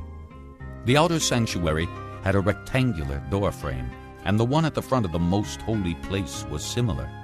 There was a wooden altar 3 cubits high and 2 cubits square. Its corners, its base, and its sides were of wood. The man said to me, "This is the table that is before the Lord." Both the outer sanctuary and the most holy place had double doors. Each door had 2 leaves, 2 hinged leaves for each door. And on the doors of the outer sanctuary were carved cherubim and palm trees like those carved on the walls, and there was a wooden overhang on the front of the portico. On the side walls of the portico were narrow windows with palm trees carved on each side. The side rooms of the temple also had overhangs. Chapter 42. Then the man led me northward into the outer court, and brought me to the rooms opposite the temple courtyard, and opposite the outer wall on the north side. The building whose door faced north was 100 cubits long and 50 cubits wide. both in the section 20 cubits from the inner court and in the section opposite the pavement of the outer court, gallery faced gallery at the 3 levels. In front of the rooms was an inner passageway 10 cubits wide and 100 cubits long. Their doors were on the north. Now the upper rooms were narrower, for the galleries took more space from them than from the rooms on the lower and middle floors of the building. The rooms on the 3rd floor had no pillars as the courts had, so they were smaller in floor space than those on the lower and middle floors. There was an outer wall parallel to the rooms and the outer court. It extended in front of the rooms for 50 cubits. While the row of rooms on the side next to the outer court was 50 cubits long, the row on the side nearest the sanctuary was 100 cubits long. The lower rooms had an entrance on the east side as one enters them from the outer court. On the south side, along the length of the wall of the outer court, adjoining the temple courtyard and opposite the outer wall, were rooms with a passageway in front of them. These were like the rooms on the north. They had the same length and width, with similar exits and dimensions. Similar to the doorways on the north were the doorways of the rooms on the south. There was a doorway at the beginning of the passageway that was parallel to the corresponding wall extending eastward, by which one enters the rooms. Then he said to me, "The north and south rooms facing the temple courtyard are the priests' rooms, where the priests who approach the Lord will eat the most holy offerings. There they will put the most holy offerings, the grain offerings, the sin offerings, and the guilt offerings, for the place is holy. Once the priests enter the holy precincts, they are not to go into the outer court until they leave behind the garments in which they minister, for these are holy. They are to put on other clothes before they go near the places that are for the people." When he had finished measuring what was inside the temple area, he led me out by the east gate and measured the area all around. He measured the east side with the measuring rod. It was 500 cubits. He measured the north side. It was 500 cubits by the measuring rod. He measured the south side. It was 500 cubits by the measuring rod. Then he turned to the west side and measured. It was 500 cubits by the measuring rod. So he measured the area on all 4 sides. It had a wall around it, 500 cubits long and 500 cubits wide, to separate the holy from the common. Chapter 43. Then the man brought me to the gate facing east, and I saw the glory of the God of Israel coming from the east. His voice was like the roar of rushing waters, and the land was radiant with his glory. The vision I saw was like the vision I had seen when he came to destroy the city, and like the visions I had seen by the Kibar River, and I fell face down. The glory of the Lord entered the temple through the gate facing east. Then the Spirit lifted me up and brought me into the inner court, and the glory of the Lord filled the temple. While the man was standing beside me, I heard someone speaking to me from inside the temple. He said, "Son of man, this is the place of my throne, and the place for the soles of my feet. This is where I will live among the Israelites forever. The house of Israel will never again defile my holy name, neither they nor their kings, by their prostitution and the lifeless idols of their kings at their high places. When they placed their threshold next to my threshold, and their doorposts beside my doorposts, with only a wall between me and them, they defiled my holy name by their detestable practices. So I destroyed them in my anger. Now let them put away from me their prostitution and the lifeless idols of their kings, and I will live among them forever. Son of man, describe the temple to the people of Israel, that they may be ashamed of their sins. Let them consider the plan, and if they are ashamed of all they have done, make known to them the design of the temple, its arrangement, its exits and entrances, its whole design and all its regulations and laws. Write these down before them, so that they may be faithful to its design and follow all its regulations. This is the law of the temple. All the surrounding area on top of the mountain will be most holy. Such is the law of the temple. These are the measurements of the altar in long cubits, that cubit being a cubit and a handbreadth. Its gutter is a cubit deep and a cubit wide, with a rim of 1 span around the edge. And this is the height of the altar. From the gutter on the ground up to the lower ledge it is 2 cubits high and a cubit wide. And from the smaller ledge up to the larger ledge it is 4 cubits high and a cubit wide. The altar hearth is 4 cubits high, and 4 horns project upward from the hearth. The altar hearth is square, 12 cubits long and 12 cubits wide. The upper ledge also is square, 14 cubits long and 14 cubits wide, with a rim of half a cubit and a gutter of a cubit all around. The steps of the altar face east. Then he said to me, "Son of man, this is what the sovereign Lord says. These will be the regulations for sacrificing burnt offerings and sprinkling blood upon the altar when it is built. You are to give a young bull as a sin offering to the priests who are Levites of the family of Zadok, who come near to minister before me, declares the sovereign Lord. You are to take some of its blood and put it on the 4 horns of the altar and on the 4 corners of the upper ledge and all around the rim, and so purify the altar and make atonement for it. You are to take the bull for the sin offering and burn it in the designated part of the temple area outside the sanctuary. On the 2nd day you are to offer a male goat without defect for a sin offering, and the altar is to be purified as it was purified with the bull. When you have finished purifying it, you are to offer a young bull and a ram from the flock, both without defect. You are to offer them before the Lord, and the priests are to sprinkle salt on them and sacrifice them as a burnt offering to the Lord. For 7 days you are to provide a male goat daily for a sin offering. You are also to provide a young bull and a ram from the flock, both without defect. For 7 days they are to make atonement for the altar and cleanse it. Thus they will dedicate it.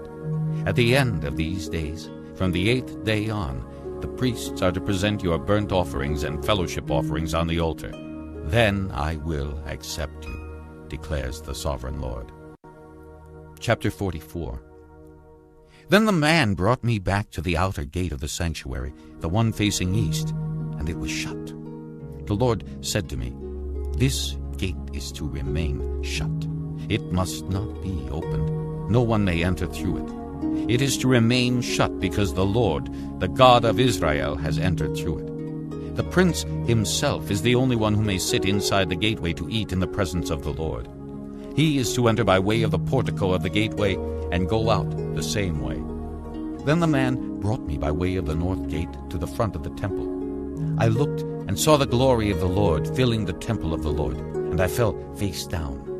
The Lord said to me, "Son of man, look carefully, listen closely, and give attention to everything I tell you concerning all the regulations regarding the temple of the Lord. Give attention to the entrance of the temple and all the exits of the sanctuary. Say to the rebellious house of Israel, 'This is what the sovereign Lord says. Enough of your detestable practices, O house of Israel. In addition to all your other detestable practices, you brought foreigners, uncircumcised in heart and flesh, into my sanctuary, desecrating my temple while you offered me food, fat, and blood, and you broke my covenant. Instead of carrying out your duty in regard to my holy things, you put others in charge of my sanctuary. This is what the sovereign Lord says. No foreigner, uncircumcised in heart and flesh, is to enter my sanctuary, not even the foreigners who live among the Israelites. The Levites who went far from me when Israel went astray, and who wandered from me after their idols, must bear the consequences of their sin. They may serve in my sanctuary, having charge of the gates of the temple and serving in it. They may slaughter the burnt offerings and sacrifices for the people, and stand before the people and serve them. But because they served them in the presence of their idols, and made the house of Israel fall into sin, therefore I have sworn with uplifted hand that they must bear the consequences of their sin, declares the sovereign Lord. They are not to come near to serve me as priests, or come near any of my holy things, or my most holy offerings. They must bear the shame of their detestable practices. Yet I will put them in charge of the duties of the temple and all the work that is to be done in it. But the priests, who are Levites, and the descendants of Zadok, and who faithfully carried out the duties of my sanctuary when the Israelites went astray from me, are to come near to minister before me.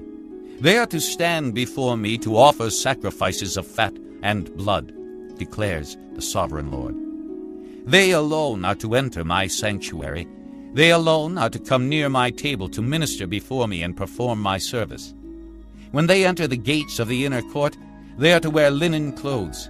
They must not wear any woolen garment while ministering at the gates of the inner court or inside the temple. They are to wear linen turbans on their heads and linen undergarments around their waists.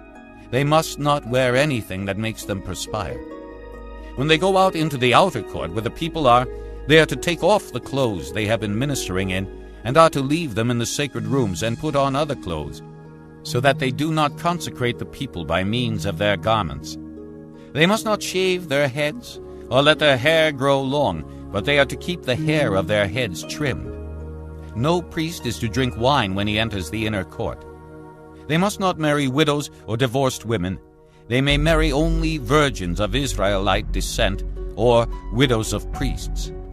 They are to teach my people the difference between the holy and the common, and show them how to distinguish between the unclean and the clean. In any dispute, the priests are to serve as judges and decide it according to my ordinances. They are to keep my laws and my decrees for all my appointed feasts, and they are to keep my Sabbaths holy. A priest must not defile himself by going near a dead person. However, if the dead person was his father or mother, son or daughter, brother or unmarried sister, then he may defile himself. After he is cleansed, he must wait 7 days. On the day he goes into the inner court of the sanctuary to minister in the sanctuary, he is to offer a sin offering for himself, declares the sovereign Lord. I am to be the only inheritance the priests have. You are to give them no possession in Israel. I will be their possession. They will eat the grain offerings, the sin offerings, and the guilt offerings, and everything in Israel devoted to the Lord will belong to them. The best of all the first fruits and of all your special gifts will belong to the priests. You are to give them the first portion of your ground meal, so that a blessing may rest on your household. The priests must not eat anything, bird or animal, found dead or torn by wild animals. Chapter 45. When you allot the land as an inheritance, you are to present to the Lord a portion of the land as a sacred district, 25,000 cubits long and 20,000 cubits wide.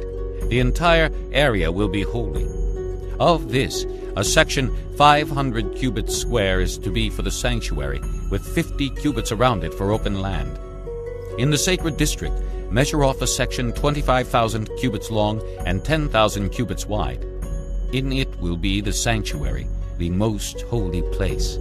It will be the sacred portion of the land for the priests who minister in the sanctuary and who draw near to minister before the Lord. It will be a place for their houses as well as a holy place for the sanctuary. An area 25,000 cubits long and 10,000 cubits wide will belong to the Levites who serve in the temple as their possession for towns to live in. You are to give the city as its property an area 5,000 cubits wide and 25,000 cubits long, adjoining the sacred portion. It will belong to the whole house of Israel. The prince will have the land bordering each side of the area formed by the sacred district and the property of the city. It will extend westward from the west side and eastward from the east side, running lengthwise from the western to the eastern border, parallel to one of the tribal portions. This land will be his possession in Israel.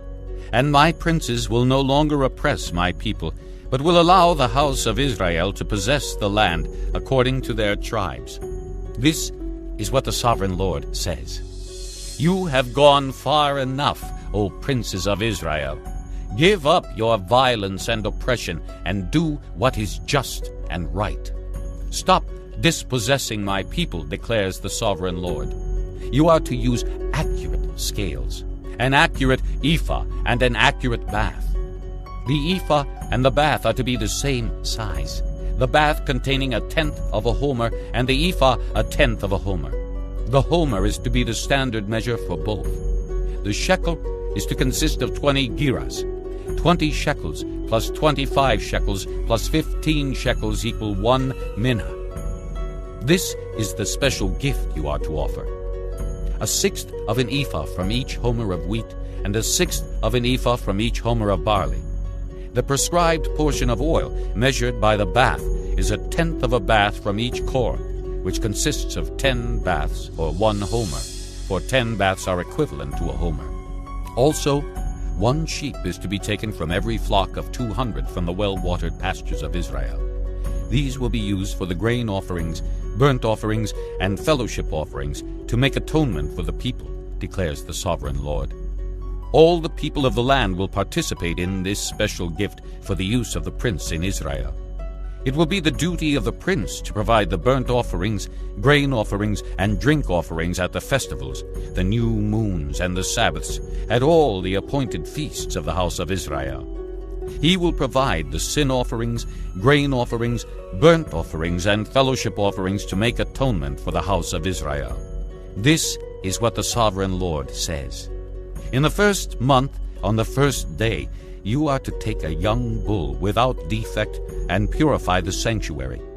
The priest is to take some of the blood of the sin offering and put it on the doorposts of the temple, on the 4 corners of the upper ledge of the altar, and on the gateposts of the inner court. You are to do the same on the 7th day of the month for anyone who sins unintentionally or through ignorance. So you are to make atonement for the temple. In the first month, on the 14th day, you are to observe the Passover, a feast lasting 7 days, during which you shall eat bread made without yeast. On that day, the prince is to provide a bull as a sin offering for himself and for all the people of the land. Every day during the 7 days of the feast, he is to provide 7 bulls and 7 rams without defect as a burnt offering to the Lord, and a male goat for a sin offering. He is to provide as a grain offering an ephah for each bull, and an ephah for each ram, along with a hin of oil for each ephah. During the 7 days of the feast, which begins in the 7th month on the 15th day, he is to make the same provision for sin offerings, burnt offerings, grain offerings, and oil. Chapter 46. This is what the sovereign Lord says. The gate of the inner court facing east is to be shut on the 6 working days, but on the Sabbath day and on the day of the new moon it is to be opened. The prince is to enter from the outside through the portico of the gateway and stand by the gate post. The priests are to sacrifice his burnt offering and his fellowship offerings. He is to worship at the threshold of the gateway and then go out, for the gate will not be shut until evening. On the Sabbaths and new moons the people of the land are to worship in the presence of the Lord at the entrance to that gateway. The burnt offering the prince brings to the Lord on the Sabbath day is to be 6 male lambs and a ram, all without defect.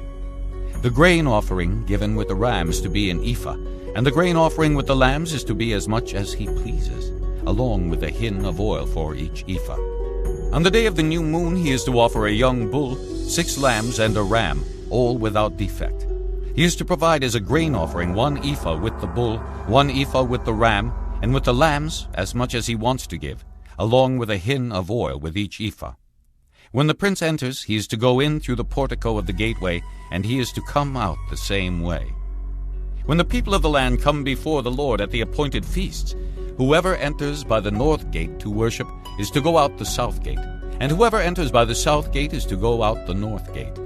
No one is to return through the gate by which he entered, but each is to go out the opposite gate. The prince is to be among them, going in when they go in, and going out when they go out. At the festivals and the appointed feasts, the grain offering is to be an ephah with a bull, an ephah with a ram, and with the lambs as much as one pleases, along with a hin of oil for each ephah. When the prince provides a free will offering to the Lord, whether a burnt offering or fellowship offerings, the gate facing east is to be opened for him. He shall offer his burnt offering or his fellowship offerings as he does on the Sabbath day. Then he shall go out, and after he has gone out the gate will be shut. Every day you are to provide a year-old lamb without defect for a burnt offering to the Lord. Morning by morning you shall provide it. You are also to provide with it morning by morning a grain offering, consisting of 1/6 of an ephah with 1/3 of a hin of oil to moisten the flour. The presenting of this grain offering to the Lord is a lasting ordinance. So the lamb and the grain offering and the oil shall be provided morning by morning for a regular burnt offering. This is what the sovereign Lord says. If the prince makes a gift from his inheritance to one of his sons, it will also belong to his descendants. It is to be their property by inheritance.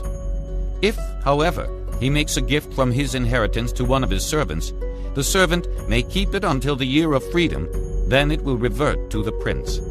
His inheritance belongs to his sons only. It is theirs.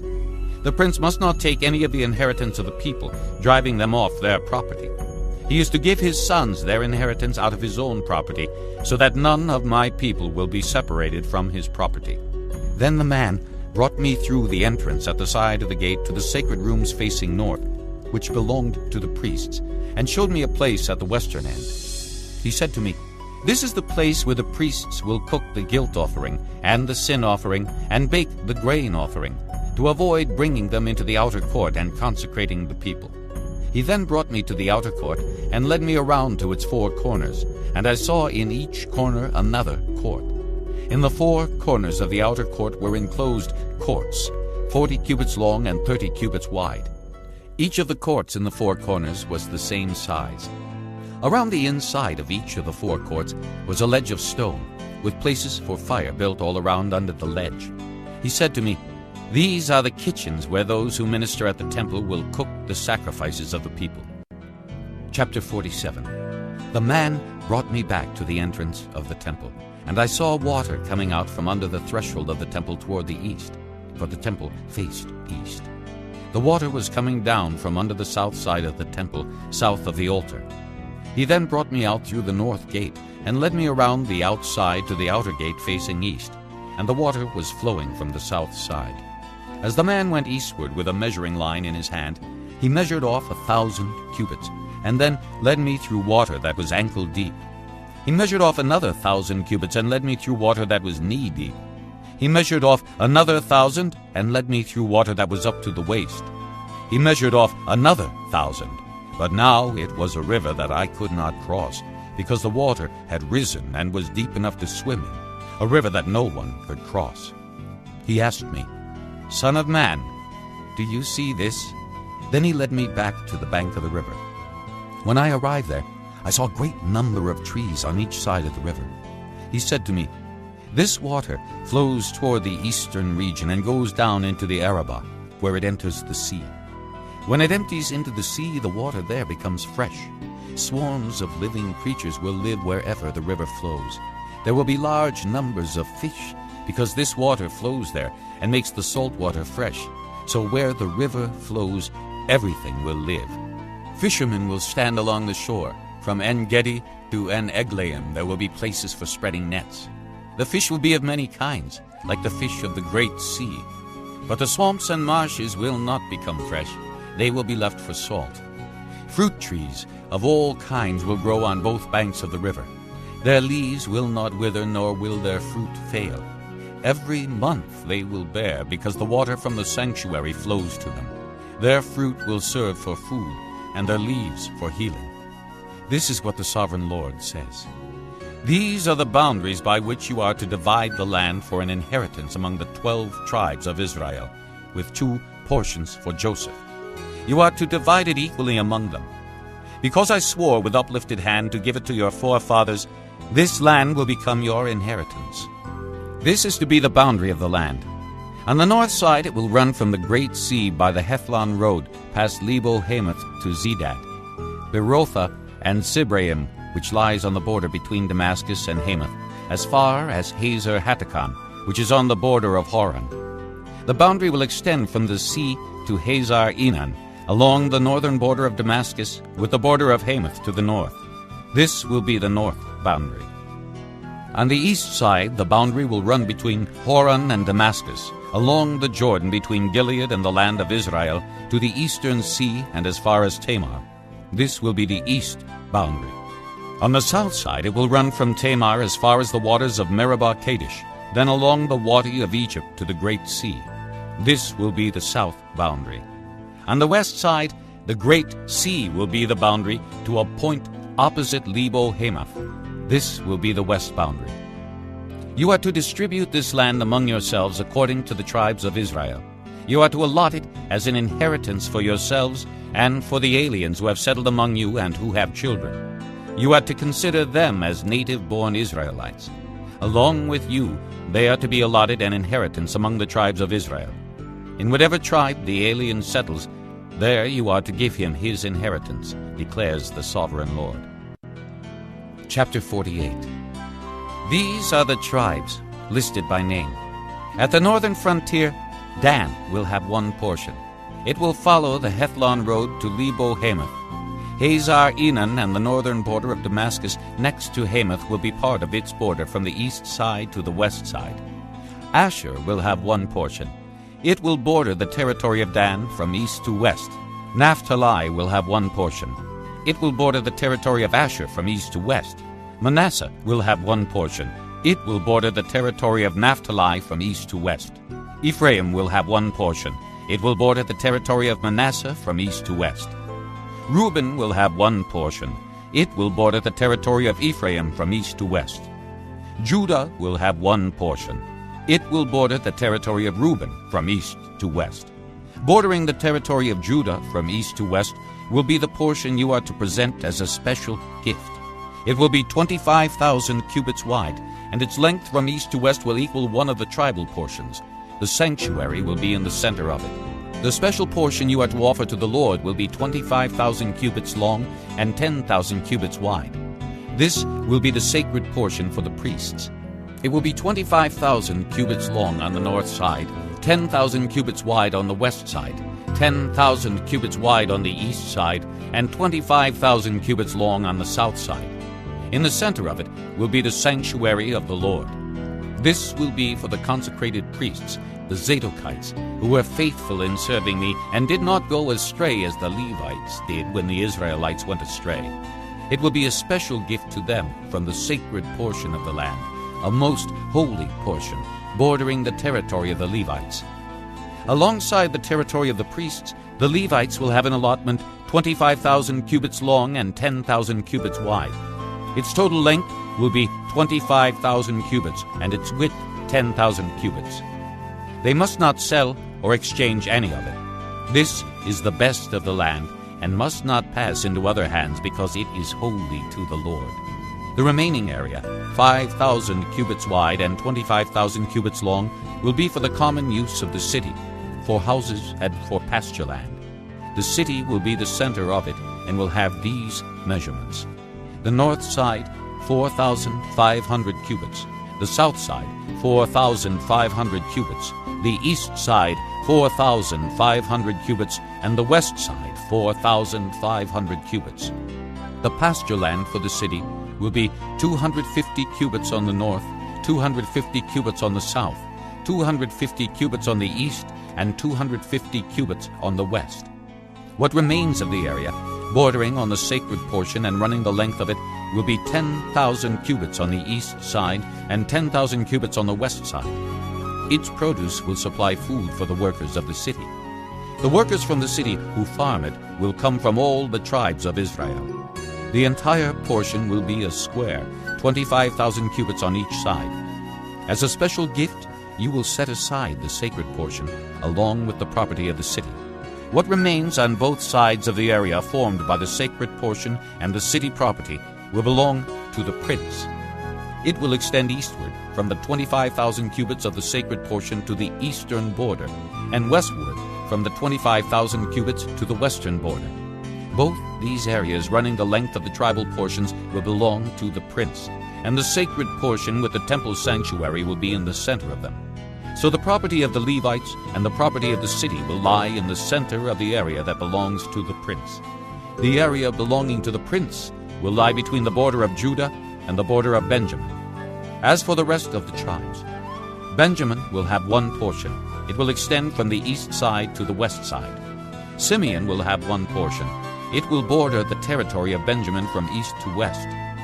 Issachar will have one portion. It will border the territory of Simeon from east to west. Zebulun will have one portion. It will border the territory of Issachar from east to west. Gad will have one portion. It will border the territory of Zebulun from east to west. The southern boundary of Gad will run south from Tamar to the waters of Meribah Kadesh, then along the Wadi of Egypt to the great sea.